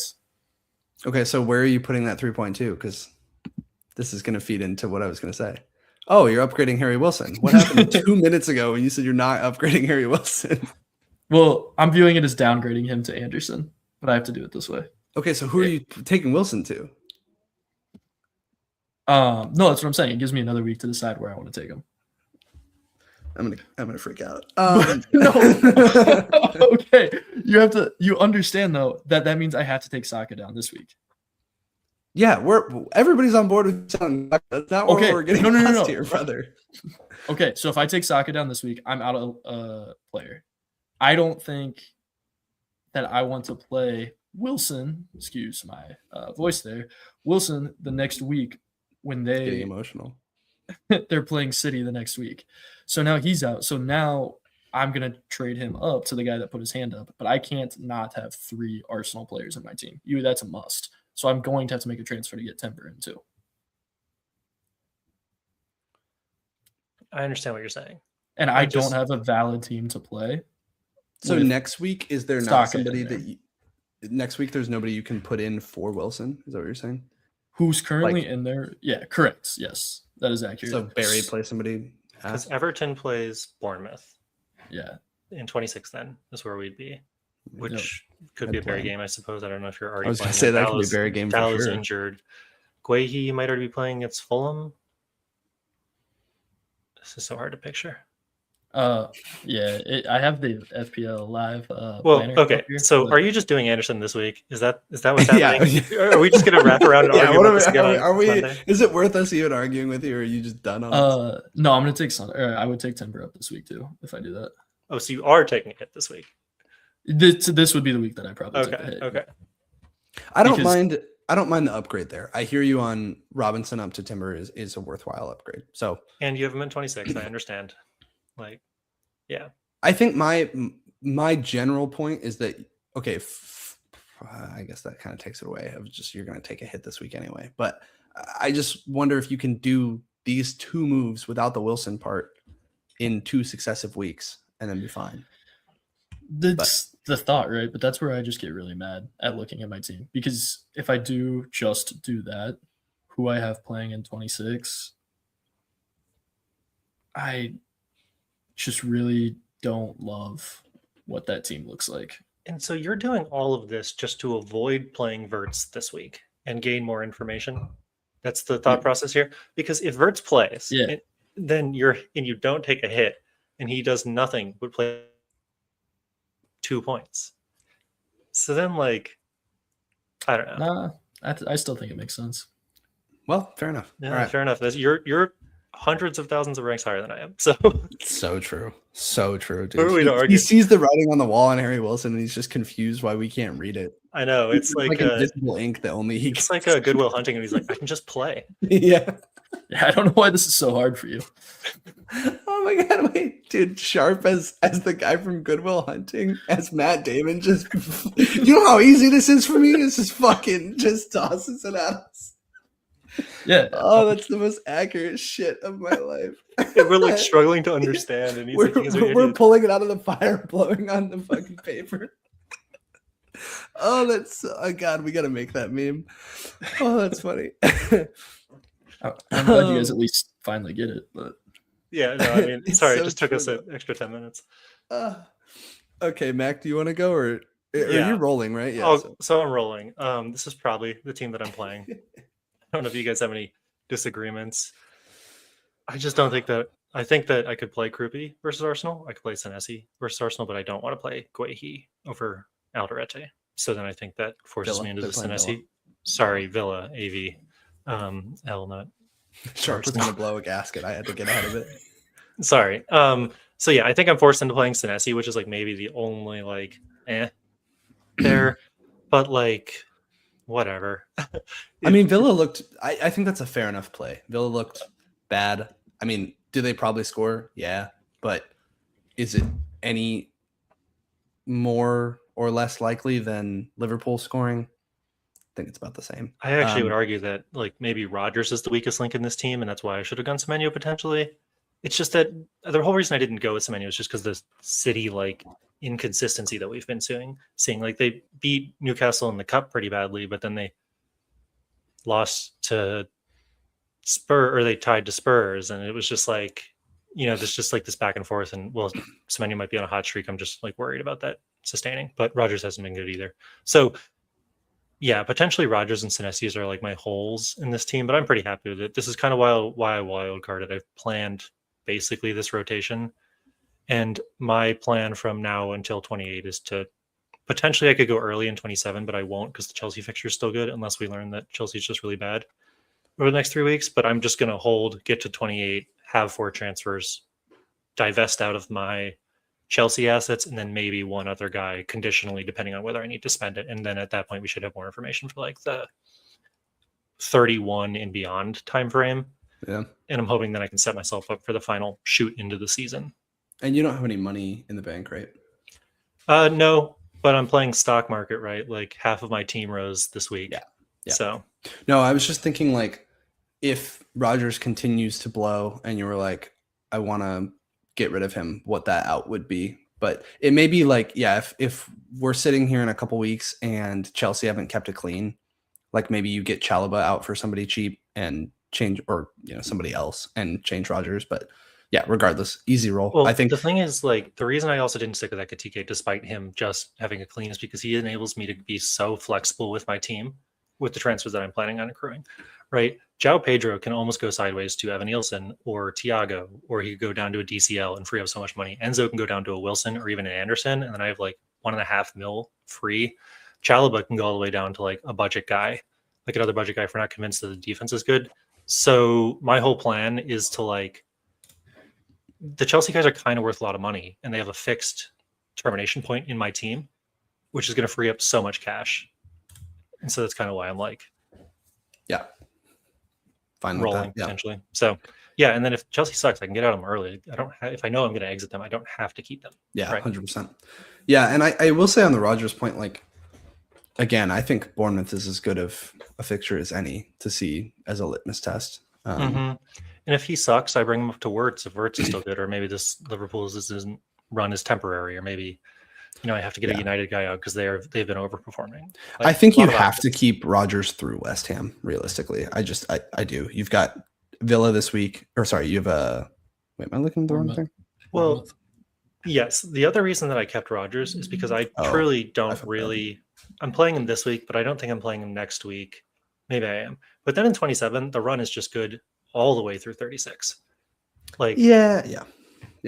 But like they're in third place for a reason. I think 25 games in, we can say the Villa's a good team, and I expect him to get points at some point in this. And if not, he's an easy out. Verts Yeah. isn't that much more expensive. Yeah. No, you're right. He's a tricky one because I don't know what you do with an asset like him.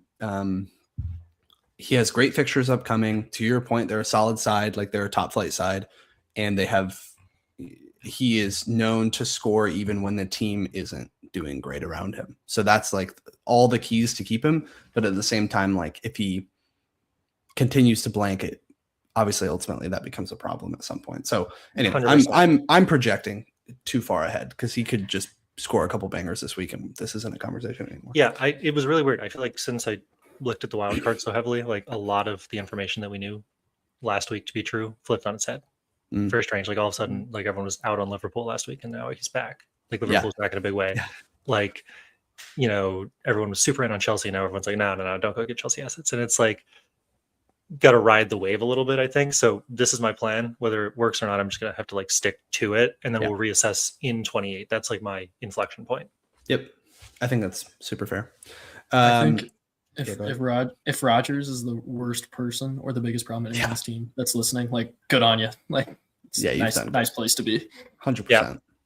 And like Krupi is a solid sub in that sense. Obviously you can always play 4 at the back as well if the stars align there, but Krupi has been playing a ton. He's been scoring at a really good rate. Like I think that was I was going to say earlier, like we were texting over the weekend, like you smashed this wild card over the weekend. Specifically, you got a ton of points with it, and obviously would have been more with the captaincy stuff. But it's not player, yeah, right. But it's not only that, but it's also like the bench guys. Like you got the bench guys right as well. Your bench, you could have damn near bench boosted this week, and it was a solid week. So yeah, that was.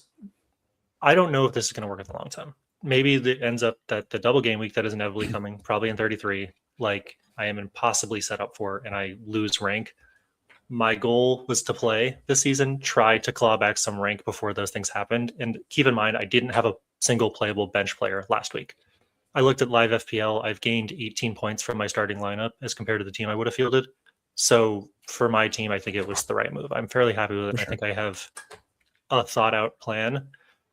Do you guys have any indications of when you're going to wildcard yet? Like Luke, you potentially threw out 28, but you think you're waiting?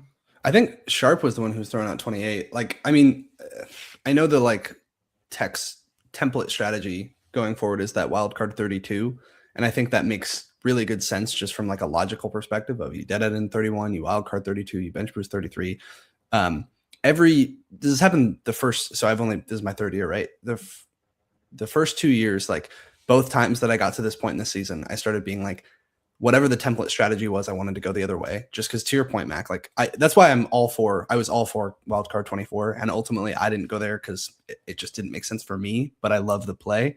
I like differing from that template, especially when we get to that point where everybody has the same players. It's fun to have something different, and it's paid off for me every time I've done it.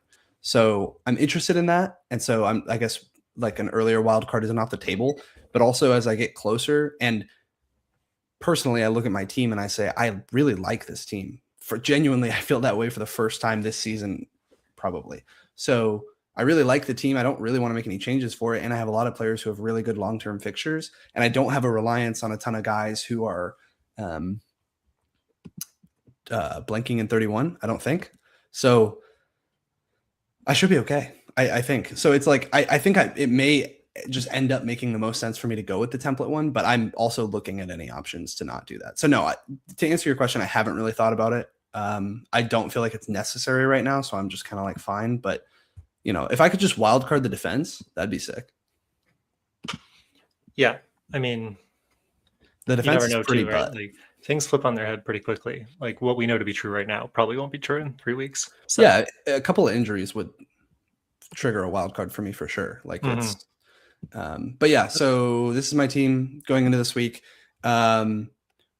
Just the attack is just perfect. I love it. I don't want to change anything. And in fact, I really want to put Harry Wilson in for one of my defenders, and I just can't find a way to do it. Like it sounds like Sharpe and I are on the other end of this. So definitely explain to me if I'm missing something here, but I just like the Everton fixture a lot for him. I think he has a really high chance of returning there. Problem is I cannot find anyone who I want to bench here. It would maybe be Declan Rice, but that scares me too much. I don't think I'm going to do that. you could argue Ekitike versus City, right? To your point with like Wirtz, like that's a tough fixture, but I just think Ekitike's potential ceiling is so high, and I think it's higher than Harry Wilson's is. So I don't want to. I mean, that guy just bangs in goals, and it could be that they blank, and it could be that Liverpool's attack looks really bad, and all of those things. But I'm kind of willing to take that risk. I also, as someone who's kept Ekitike, he's still a slight differential in that sense that a lot of people did sell. So I think it benefits me to go with him. I'll stop there if you guys have any thoughts on the attack, and then I'll go to defense. No, I think a lot of your takes are right. I would totally understand wanting to get out of your defenders because yeah, so that's tough scenes out there. But dude, yeah, go ahead. Yeah, go ahead. Well, yeah. So where I'm at with that, it's open season. Anybody but Gabriel, I could see gone and be totally fine with that. I went the same way as Mack with Alderete a couple weeks ago. The reason being was exclusively his price, so I could afford Mbumo. So that I could essentially get the attack I wanted. By no means am I glued to him, but he's super cheap. Rodon's also super cheap, so I don't really have an out from them. Dorgu was supposed to be my saving grace, and he actually might have been. I still would have, like, this was an option that was going to be true potentially regardless, because he could have just lost his place to like Cunha or somebody. But he was potentially going to be my saving grace. Obviously, him getting injured sucks. I'm not really in danger of price falls from him, funny enough. But he's 4.2, so I really don't have anywhere to go but down. So like a Hill, a Goodmanson, like somebody in that range is really the only place I can go. Getting another Leeds defender doesn't sound great, especially because next week they play Chelsea. So I'm not going to want to play. I don't need double Leeds defense. The other option, obviously, is to go for another Sunderland defender, but they play Arsenal this week, so that doesn't help me this week. And their fixtures upcoming are Arsenal, Liverpool, Fulham, Bournemouth. So pretty butt. So really the only option is that Hill, and I don't really agree, or I don't really want a Bournemouth defender. So this week I don't have to do anything. I could just keep these three guys, and none of them are great. I could sell Chow and go to somebody else, but I would ask you guys to imagine you're in my position and go find a sub 5 mil defender who's any good, and has a good fixture this week, because it's fucked. So I could just roll and then potentially make a double move in defense next week, like do Chow and Dorgu out for two other guys. I don't know. I'm the defense. I'm really stuck. Obviously, I could sell a player in my attack. In 28, I'm penciling in Bowen to Thiago, which would save me a little bit of money. So you have brought up exactly what I was going to suggest. Like, I'm going to just interject myself with or without your permission. I was rambling. The two problems I see in your defense or your team as a whole is, like, if we look at what's the weakest, you could argue if Rice, it's what Sharpe said about Rodgers. If Rice is your weakest midfielder, you're not. Fine. Like, I'm looking at potentially going to Wilson. He's your fifth guy. You could, if you're not confident Rice, like, whatever. Enzo Fernandez and Enzo Fernandez and Bruno Fernandez are fine, and Mbumo's fine. The problem I see right now with your team is that you have three very budget defenders: Chow, who's not good, and then Gabriel, right? Yeah, and precisely. My big question is, like, so if we're looking for weakest point in the team, that seems to be it. How do you solve that on, like, a more macro level? And you have to enable funds is really the answer, because even if you solve one problem like Dorgu by going to a Hill, you probably can't afford to bring him like Chow up to a Guehi. And even if you could, I'm not sure that's like the best defending option. So it seems to me like you have to free up some cash somehow, right? So if you have to free up some cash, I guess the question is, where does it come from? And then in my mind, Bowen springs out, because in 26, he goes United, Bournemouth, Liverpool, Fulham, City, Villa. Wait, but I don't hate your idea of... You can't just take Chow to Guehi. That is, if you did that, Dorgu to Hill and Chow to Guehi. That sounds kind of nice, actually. I really don't mind that. But because honestly, go ahead. I don't know. I don't know if that puts you in like a best position from an overall team structure standpoint. I think where I'm at though is, like, I just don't know. I don't think there's save if I was going to go get a triple Arsenal defense, which I could do, I suppose. But outside of that, I just, like, tell me who I'm supposed to go get. Guehi is honestly the only one that I'd be like, all right, heard. Everybody else, I'm like, I actually don't think they're any good. I mean, I could go get a Senesi or a Tark who, like, DEFCON like a motherfucker, but both of them are on pretty bad defenses. And to your point with Senesi, I'd rather just get Hill. I And honestly, with Tark, you might even be able to go now that Branthwaite's back. You might be able to go get him for cheaper. I don't know what his price is now. Or Keen's 4.7. Yeah, I don't know what's good with that though. I think they're rotating a little bit in that defense now that Branthwaite's back. But neither here nor there. Point being, like, I don't know if I need to go. I don't think it's worth it per se to go downgrade one of my attackers to go upgrade one of these defenders to somebody else who I don't think is going to clean. So that's why I'm kind of like actually in on this budget defense thing. Long term, you're right though, Mac. Like eventually I'm going to have to make some sort of a move there. Like, and again, tentatively planning on selling Bowen eventually, or Enzo, or both. It's just that for me, it seems like you're backing yourself into a budget defense corner. And if Hill doesn't turn out to be the guy that you think he is, then you have no out. And you're still going to have to take 2 moves in the future to get out of Bowen, whose fixtures turn, who is on West Ham. Bowen is the 3rd highest scoring forward, I think, so he's doing great. But I'm just saying, like, if nobody is springing out to you as an obvious go get, this might be the time to restructure so you're on that next wave when someone does pop, you know? Because I don't think any of the guys you're suggesting are significant degrees of upside. So, okay, I'm on. Go ahead. But I don't understand, I guess. We're talking about like using Bowen to get into someone else or using X, Y, and Z, whatever, to get yourself out of this defense corner. I don't think you put yourself in too bad of a defense corner. If we're saying Hill is going to be consistent minutes at bare minimum, okay, 3.9 for 2 points if I have to play him. And then you have 2 other, budget defenders, but you have budget defenders then where you're always going to have 2 guys on the bench from the defense that you can flop in and out. You just need one of those guys to be playable per week. And then you have Gahey and Gabriel, who you are going to play every single week.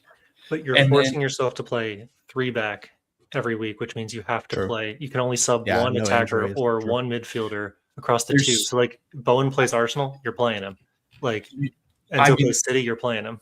You could play Hill and Rodon this week. Like, you would, if you didn't have this attack that you're looking at right now, why could you not play both of those guys and feel like pretty decent about it? So I guess you could always have 2 that could play. Also, to be fair, Mac, I think part of the appeal of the attack right now is that I don't think I need to bench any of these guys for like the foreseeable in the attack, right? Yeah. Harry Wilson plays City next week and save that. The rest of these guys have fine fixtures. Like obviously Holland and Ekitike for me are like, I'll play them no matter who they're playing. Save Arsenal, I guess. But everybody else has just like phenomenal fixtures. But I hear your point. And I would ask you the exercise of like, obviously, I'm not going to sell Bowen this week. So your plan is next week. Bowen. Roll this week is right. Roll this week, sell Bowen next week, get somebody different. Who? That's actually my big question. Is you like could go Thiago, you could go Evan Nielsen, you could go all the way down to defense. Like if I take Bowen down to somebody, who do I go to? Well, like who I do think I you just lock for somebody who you think you're going to hold for the rest of the season. Like we're at the point where there is a termination in sight. And so whether you think that is a Senesi or you think that's some Everton player or you think it's a... But that's the thing. That's what I'm saying. I don't. So do you have somebody that you would go to? I mean, if I just sort by defenders real quickly, I mean, you're just trying to shoot for guys on the better teams, the teams that have proven themselves, right? If you don't want to invest too much, you could go cash from Aston Villa because they have good fixtures. Yeah. You could go Keane, you could go Matthias Nunez from City, you could go Guehi from City, you could go Tarkowski, you go a cheaper Tarkowski like Keane. Like all I'm saying is you just want somebody playable in that spot. Like when I look at somebody like an Everton or a Bournemouth, I don't think they have significantly better chances of keeping a clean than like a Sunderland or a Leeds, and having to divest out of an attacker to get one of them sucks. But Gahey, Hurd, I think an Aston Villa defender considering their fixtures long term, Hurd, but no one on that defense really defcons. So if they don't clean, you're kind of fucked. And anybody else, like genuinely, I'd like, okay, you could go Chelsea, but they have bad fixtures for the end of the season. You could go City, but the only reliable player is Gahey, and outside of that, like I don't know who else is going to start. Obviously Arsenal already tripled up. Liverpool could go Liverpool. I suppose I could go get Van Dijk. Go get Van Dijk. The only one I was going to say was Van Dijk, but I think Mac, you just made a point for staying budget because you could just get Konsa, who's 4.4, and if you take Dorgu down to Hill, you take Rodon is 4.1 or 4.2. I think he's like 3.9 actually. Oh shit! Well, Alderete is at least 4.1 at least. I think you have the funds to do that straight, so then you get a little more consistent back there. If you want the chow down, if you're looking at doing it short term, I think you use Wilson to get funds. I think you go down there. I think it's either that. I could also just, like ultimately I probably do want to sell Enzo. So that's the other thing. Like Bowen and Enzo are going to be gone at some point. So I could just wait till then. That's kind of what I'm doing right now, Mac. Like to your point, I'm definitely backing myself in a corner. And it's kind of just like I'm waiting until I sell one of those guys and then I'll address this later. And it's for sure not long-term smart. I just but feel like I from am a just meta perspective, you're just like backing yourself into a corner that's going to be it's going to require many transfers that you're not going to have to get out of. Yeah, I could see. I just am like, I don't know where to go. But okay, so let's play I do Dorgu to Hill game. Like, let's say I'm planning that either this week or next week, regardless. Do you do it this week? Like, would you guys bring in Hill versus Villa and play him again over either Rodon or Chow? No. I would do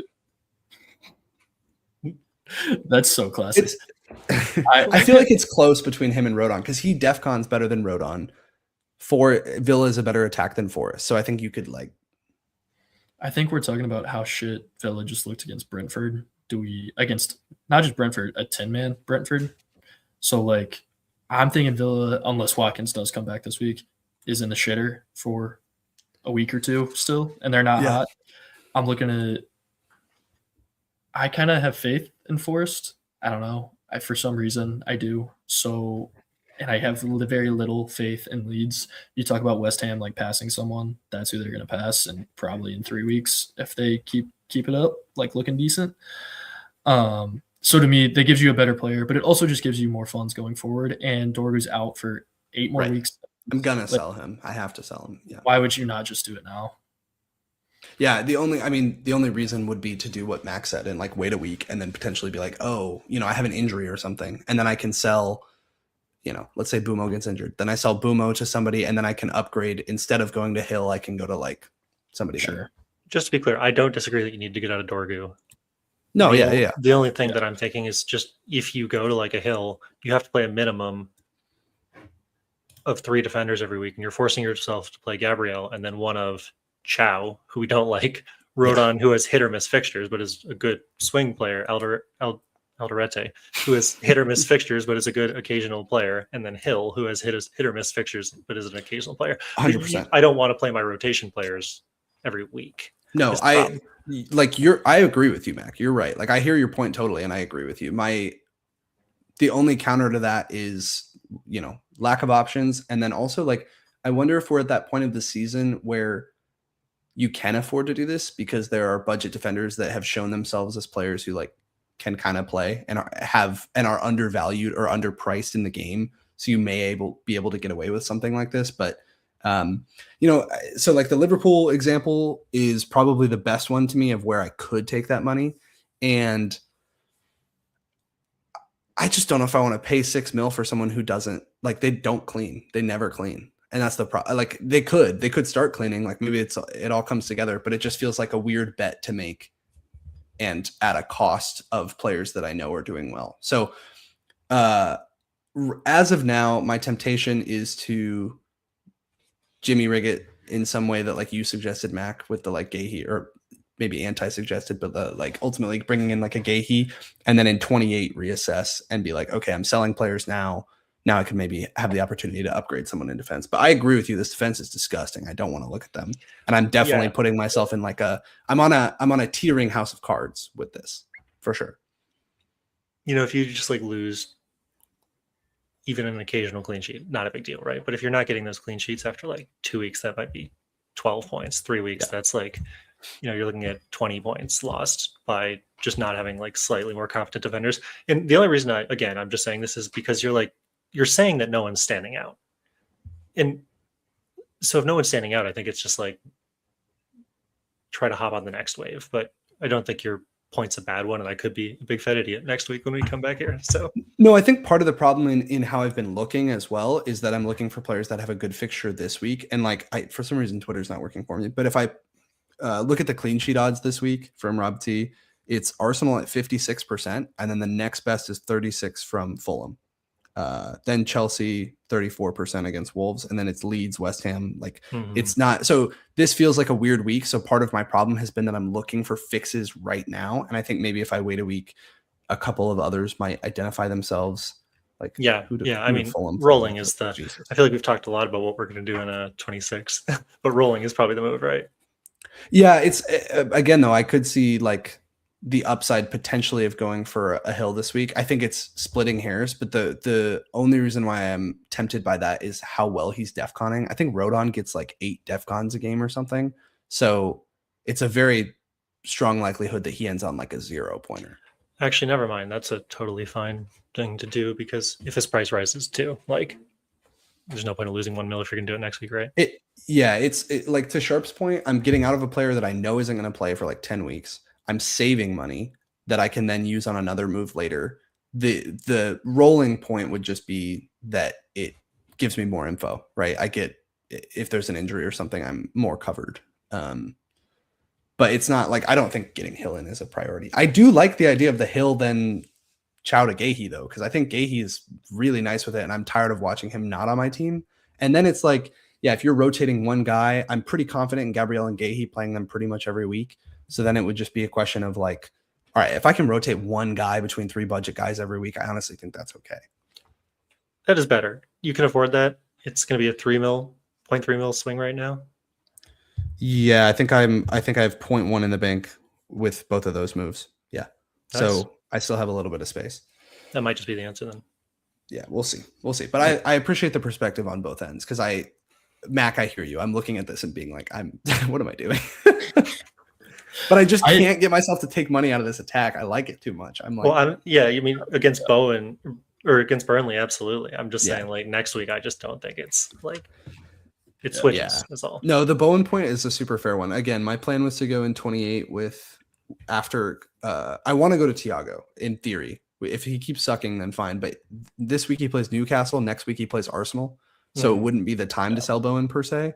But if I went with somebody different, which I can look into. So good shot.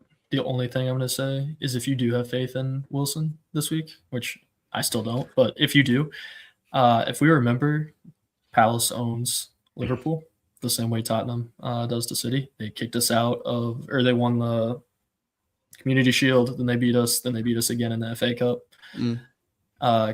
One of the big reasons for that is Gahey. Gahey's now in City. I think he shuts down Ekitike pretty handily. I'm not going to lie. Gahey looked fantastic in the game. I know City didn't clean, but Gahey looked really good. Yeah, he's great. In that City game. Ekitike might get shut out. It's a good point. Yeah. It's honestly a really fair one. It's only 1 week, right? Like I think Ekitike is still fantastic in the long run, but I do think when we were talking starting lineup at the beginning of this, I think that's certainly something to consider. Yeah. Okay. So obviously I'm sorry. I do actually have one last question. Are you confident in your bench? Because didn't Ekitike come off injured right at the end of the Liverpool game? Like we haven't talked about that, but I'm fairly certain he was injured. I didn't catch that. He's always sore. He's always grabbing something. SARS or whatever, that was muscle soreness. I think he'll man up. We don't have another. What are we going to put Chiesa out there? Slot hates him. Yeah, sorry. Anyways, that was an aside. No, I think looking. Yes, it does have that labeled. It doesn't not say in the anything official about FPL app though, right? No, just in FOTMob, it's got that like plus sign. So, but I haven't seen anything like. I was watching the game. I must have missed that part when he came off. If we haven't heard about it, it's probably not that big of a deal. Yeah, but that's a good call, and I'll keep updated on press conferences and whatnot. The only other thing I wanted to touch on, obviously, we've all shown who our captains are. Mac, I'm forgetting. Who did you have? Did you have Bruno?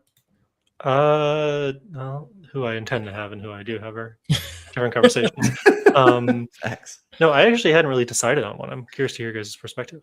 Okay, I wanted to touch on this. So I will say Arsenal 56% clean sheet odds is incredibly high. Super fucking high. So this could be a little cheeky Gabriel captaincy week. Highest projected goals is also Arsenal. I don't think there's anyone on Arsenal's attack that I would be comfortable captaining. The kings of the own goal. Second in projected goals is United. Third is Chelsea. So I think you could argue for a João Pedro. I think you could argue for a Bruno or a Bumo or whoever you wanted on United. And then as always, you have Sir Erling Haaland. I'm going away from Holland, I think, for sure. Okay. But like Liverpool don't clean ever. They really don't. So that's I'm like I hear you on like this is one of the better sides they're going to see, and Holland has been blanking at a relatively high rate. But Liverpool, they don't scare me. I don't think it's going to come from Holland, and I say that because you have imposing Van Dijk to go against him, where most of the time he gets to take advantage of any center back he faces. I think it's going to come from those around him this week. Semenyo. Probably. Or like second question, Liverpool don't clean, but neither do Wolves. So that opens up the door to João Pedro. Tottenham at home isn't great either. Yeah, I think for me, I understand. I think everyone that Luke pretty much mentioned from a Bruno, like from an attacking perspective, I would not go Holland. I think it is a great week to fade him. Mhm. I am on JP this week for his last 3 games, the form he's in, and they are playing Wolves. Like, that's nice. I don't say this to be a dick, but like, do you not worry about him getting benched at all? He did play the full game 2 days ago against Arsenal. Yeah, but he only or was that yesterday? Yesterday. Less than a half game last week. Like, true. He kind of did get that rest, and we saw what happens when him and his buddies are not playing. Yeah, that's true. So that also leads me to believe that he's going to be a little less aggressive with the amount of rest that he's going to give, and I don't think JP is going to be the first on that. I just wonder if against a team like Wolves, they take their foot off the gas a little. Like Wolves just sold Strand Larson. Like they don't have anybody left. They're done. They're calling it. I get it. But they're done. They're terrible. Yeah. JP and Chelsea are scoring. Yeah, and it could be he plays like 60 minutes or something, and even then he might be. I was gonna say he can play less than 45 and put up 10. You guys think there's any truth to this Wolves uptick in form? I feel like they've been showing a little bit of teeth. This isn't enough. Defensively, yeah, they've been doing a lot better, and so like that's something that went into my consideration when Holland was playing Wolves, and I ended up going Akatika. It didn't fucking matter because neither of them played, but yeah, I think though, like this is like a sabermetric, but like them selling Strand Larson, I'm kind of like, don't you think that would just kill the morale for you if you're a Wolves player? Like you're like, all right, we're like management's packing it in. Yeah. I also feel like if Wolves got relegated, Trent Larson would be cheaper in the summer. It feels like an overpay. But from sure. that perspective, no, I'm not saying management made a bad choice. I'm just saying if you're a player, wouldn't you be less bought in? Yeah, I strayed outside of the realm of FPL. No, I agree. I definitely think I'd be less bought in. I don't know. I look at it like NFL players and the 1 in 15 teams. They're still going out trying to win that last game because all they care about is their contract and their worth in the view of the world. And like I think every professional athlete, in a sense, should be that way. So yeah. I don't know if you know you're going down, you're probably trying to prove yourself for a move, right? Correct. Do I think Bruno's totally fair though? I get why you have a chip on him. Gabriel's a great shout. I might consider him a little more. You guys think about Gabby at all as captain for the double Arsenal? Yeah. He's locked in for me right now.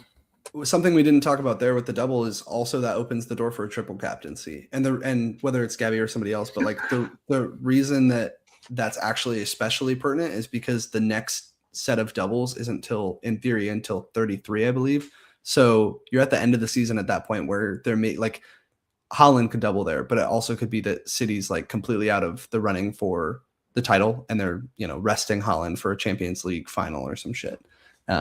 That's obviously like a ifs and buts to get you there, but it may be that this is actually the best opportunity for a triple captaincy. I think it's interesting though that it is Arsenal because fucking who are you going to captain from their attack? Obviously you can't go with Saka. Suppose you could go with Rice, but that just feels like the most mid triple captaincy I've ever heard in my life. The Rice captain of this past week was not an enjoyable experience. Yeah, for sure. But they do play Brentford and Wolves. Like, and the only reason that I think I would stray away from the triple captain, and we'll see, right? Is there any risk of like rotating with how bad those guys are, having to play the double, like all of those things, and the amount of games that are just occurring? They actually have a game between the double too. I think they have like a cup game. Yeah. Jesus. Well, Because but that they're would be still the in reason the to go with Carabao Gabriel, and right? everything. I mean, theoretically, right? He's not getting. He's probably not. But again, you're Triple playing cap like Raya. Wolves, and you just had Saliba and Hincapie and Mascara like rotate out previously. Like, do you just sit Gabriel for one of them and be like, sorry, dude, like, can you?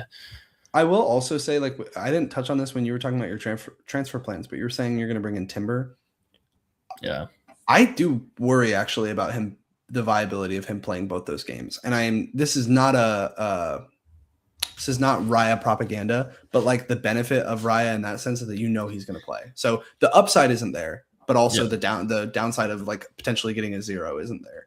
That's why I went back to Raya on my wild card. I felt like Timber really made his name for himself early in the season when he was scoring a ton of headers, which have dried up, and he doesn't DEFCON.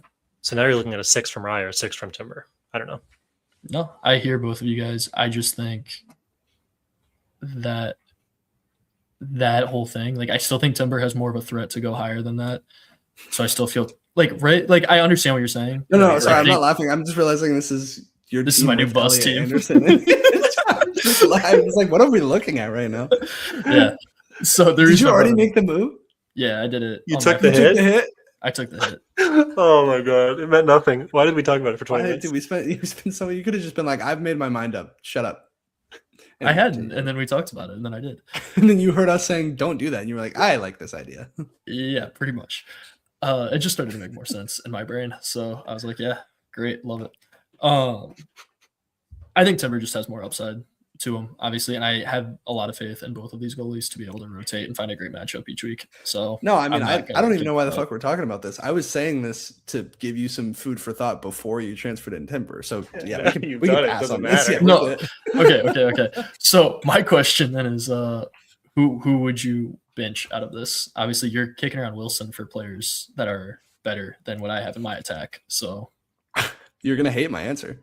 Yeah, well, Barry's staying in. So next one. Anderson. Absolutely not. Oh, I don't agree with that at all. I think you bench Barry. Yeah. I would fully understand a Barry argument. I would. Yeah, that's fair. I honestly, it probably is Barry. But like, I think Anderson is second worst, which is why I'm like, I understand the 4-point floor thing, but like, dude doesn't get any attacking returns ever. Rogers would be the next one I would look at. Oh my goodness. Wait, Barry doesn't have a floor of 4 points either. Neither does Wilson, though, I guess. So I would argue for benching Barry over Anderson. Yeah, I fully understand that. What did he get? Did he get bonus points over the weekend? Oh, that's what it was. Also, why are we so out on Wilson this week? Everton. We've all said that Everton's defense has gotten worse. No, I'm not. That's what I'm saying. Like I'm in. I don't think we've said. I mean, we have said it. I get it. I've said it. I've definitely said it. However, I still think the last 2 ways that they gave up, that they lost their cleans. Like, one was in the 95th minute. Like, that's fucking bullshit. I don't disagree. And my would have liked to keep Tark for sure on the wild card. It's just that their fixtures are horrible coming up. I get it, right? But they're on the chopping block in the near future for sure. Like, Barry absolutely is. He's going to be gone very soon. But Tark with the DEFCONs, with the amount of headers that he has put so damn close to the goal, one of them's going to go in. Like, it has to. That's a fair shout for sure. 4th highest scoring defender, 1 point behind Timber. Let's see. Everton in terms of XGC are 4th worst. I don't think it's going to come from Wilson if it comes. That's between Bournemouth and Forest. I mean, you're looking at like marginal gains at this point, realistically. Just go with your heart. We're bad at this game. You can just play. Yeah, it doesn't matter what we say regardless, right? Like, and of course, we say all this. Timber's going to score a header. Anderson's going to score his first fucking goal of the season. And Wilson's going to break his leg. So it's, like, what are we talking about here? Yeah, that'd be pretty crazy. I'd be all right with that. No, I do think realistically it's Wilson for Barry. Like, I think just bench Barry. I think that's fair. I think because he's not even, again, didn't it happen, right? Like, he got pulled again, and then it was Beto who actually scored this week. So that's true. Like, that's what happened. Yeah, that's where they switch off scoring. So no, I know, but turn next I'm week. saying at least Wilson and Anderson play the whole game. No, I hear you. That's fair. I think that's a very reasonable play, and I might do it. No, I thought you were captaining Barry. That was where you started at the beginning of this pod. So I'm not understanding the logical flow here. I'm just trying to listen to you guys, you know. This Okay. is, yeah, We've devolved. we've devolved. Yeah, I'm captaining Bruno right now, but honestly, I'm going to look at Gabriel as a shot. I have it on Joe Pager right now. Do you really? Yeah. I expect that kind of play out of Sharpe, but I don't expect that out of you. I think it's fair though. I do think it's fair. You expect to know someone 5 times higher than you, not just 50% higher than you. Yeah, exactly. Okay, yeah, no, that makes sense. Good call. No, but I just mean in the sense of like he could potentially get rotated. He was Mr. XG merchant or like overperformer for first half of the season. Like, I don't know. I just don't think that We were still United in the aren't first half. overperforming. United are also overperforming. Spurs Yeah. is a better team than Wolves, based on table position alone. This is true. It's That's the closer best than I'd like it fixture. to be, though. For sure. It's just a better fixture. And Joao Pedro's hot. I mean, Fernandez is hot too. It's not a fair argument, I guess. But I'm not glued to the Bruno captaincy. Oh, He wait, feels like a uh, Mr. Consistent, right? Like obviously he's been doing really well lately, but like he feels like just a Mr. Consistent of like he'll probably get an assist and maybe some DEF CON, and I'll be like sick. yeah, It doesn't feel that. underestimating the mighty Tottenham Hotspur. That's your first mistake. That's probably true.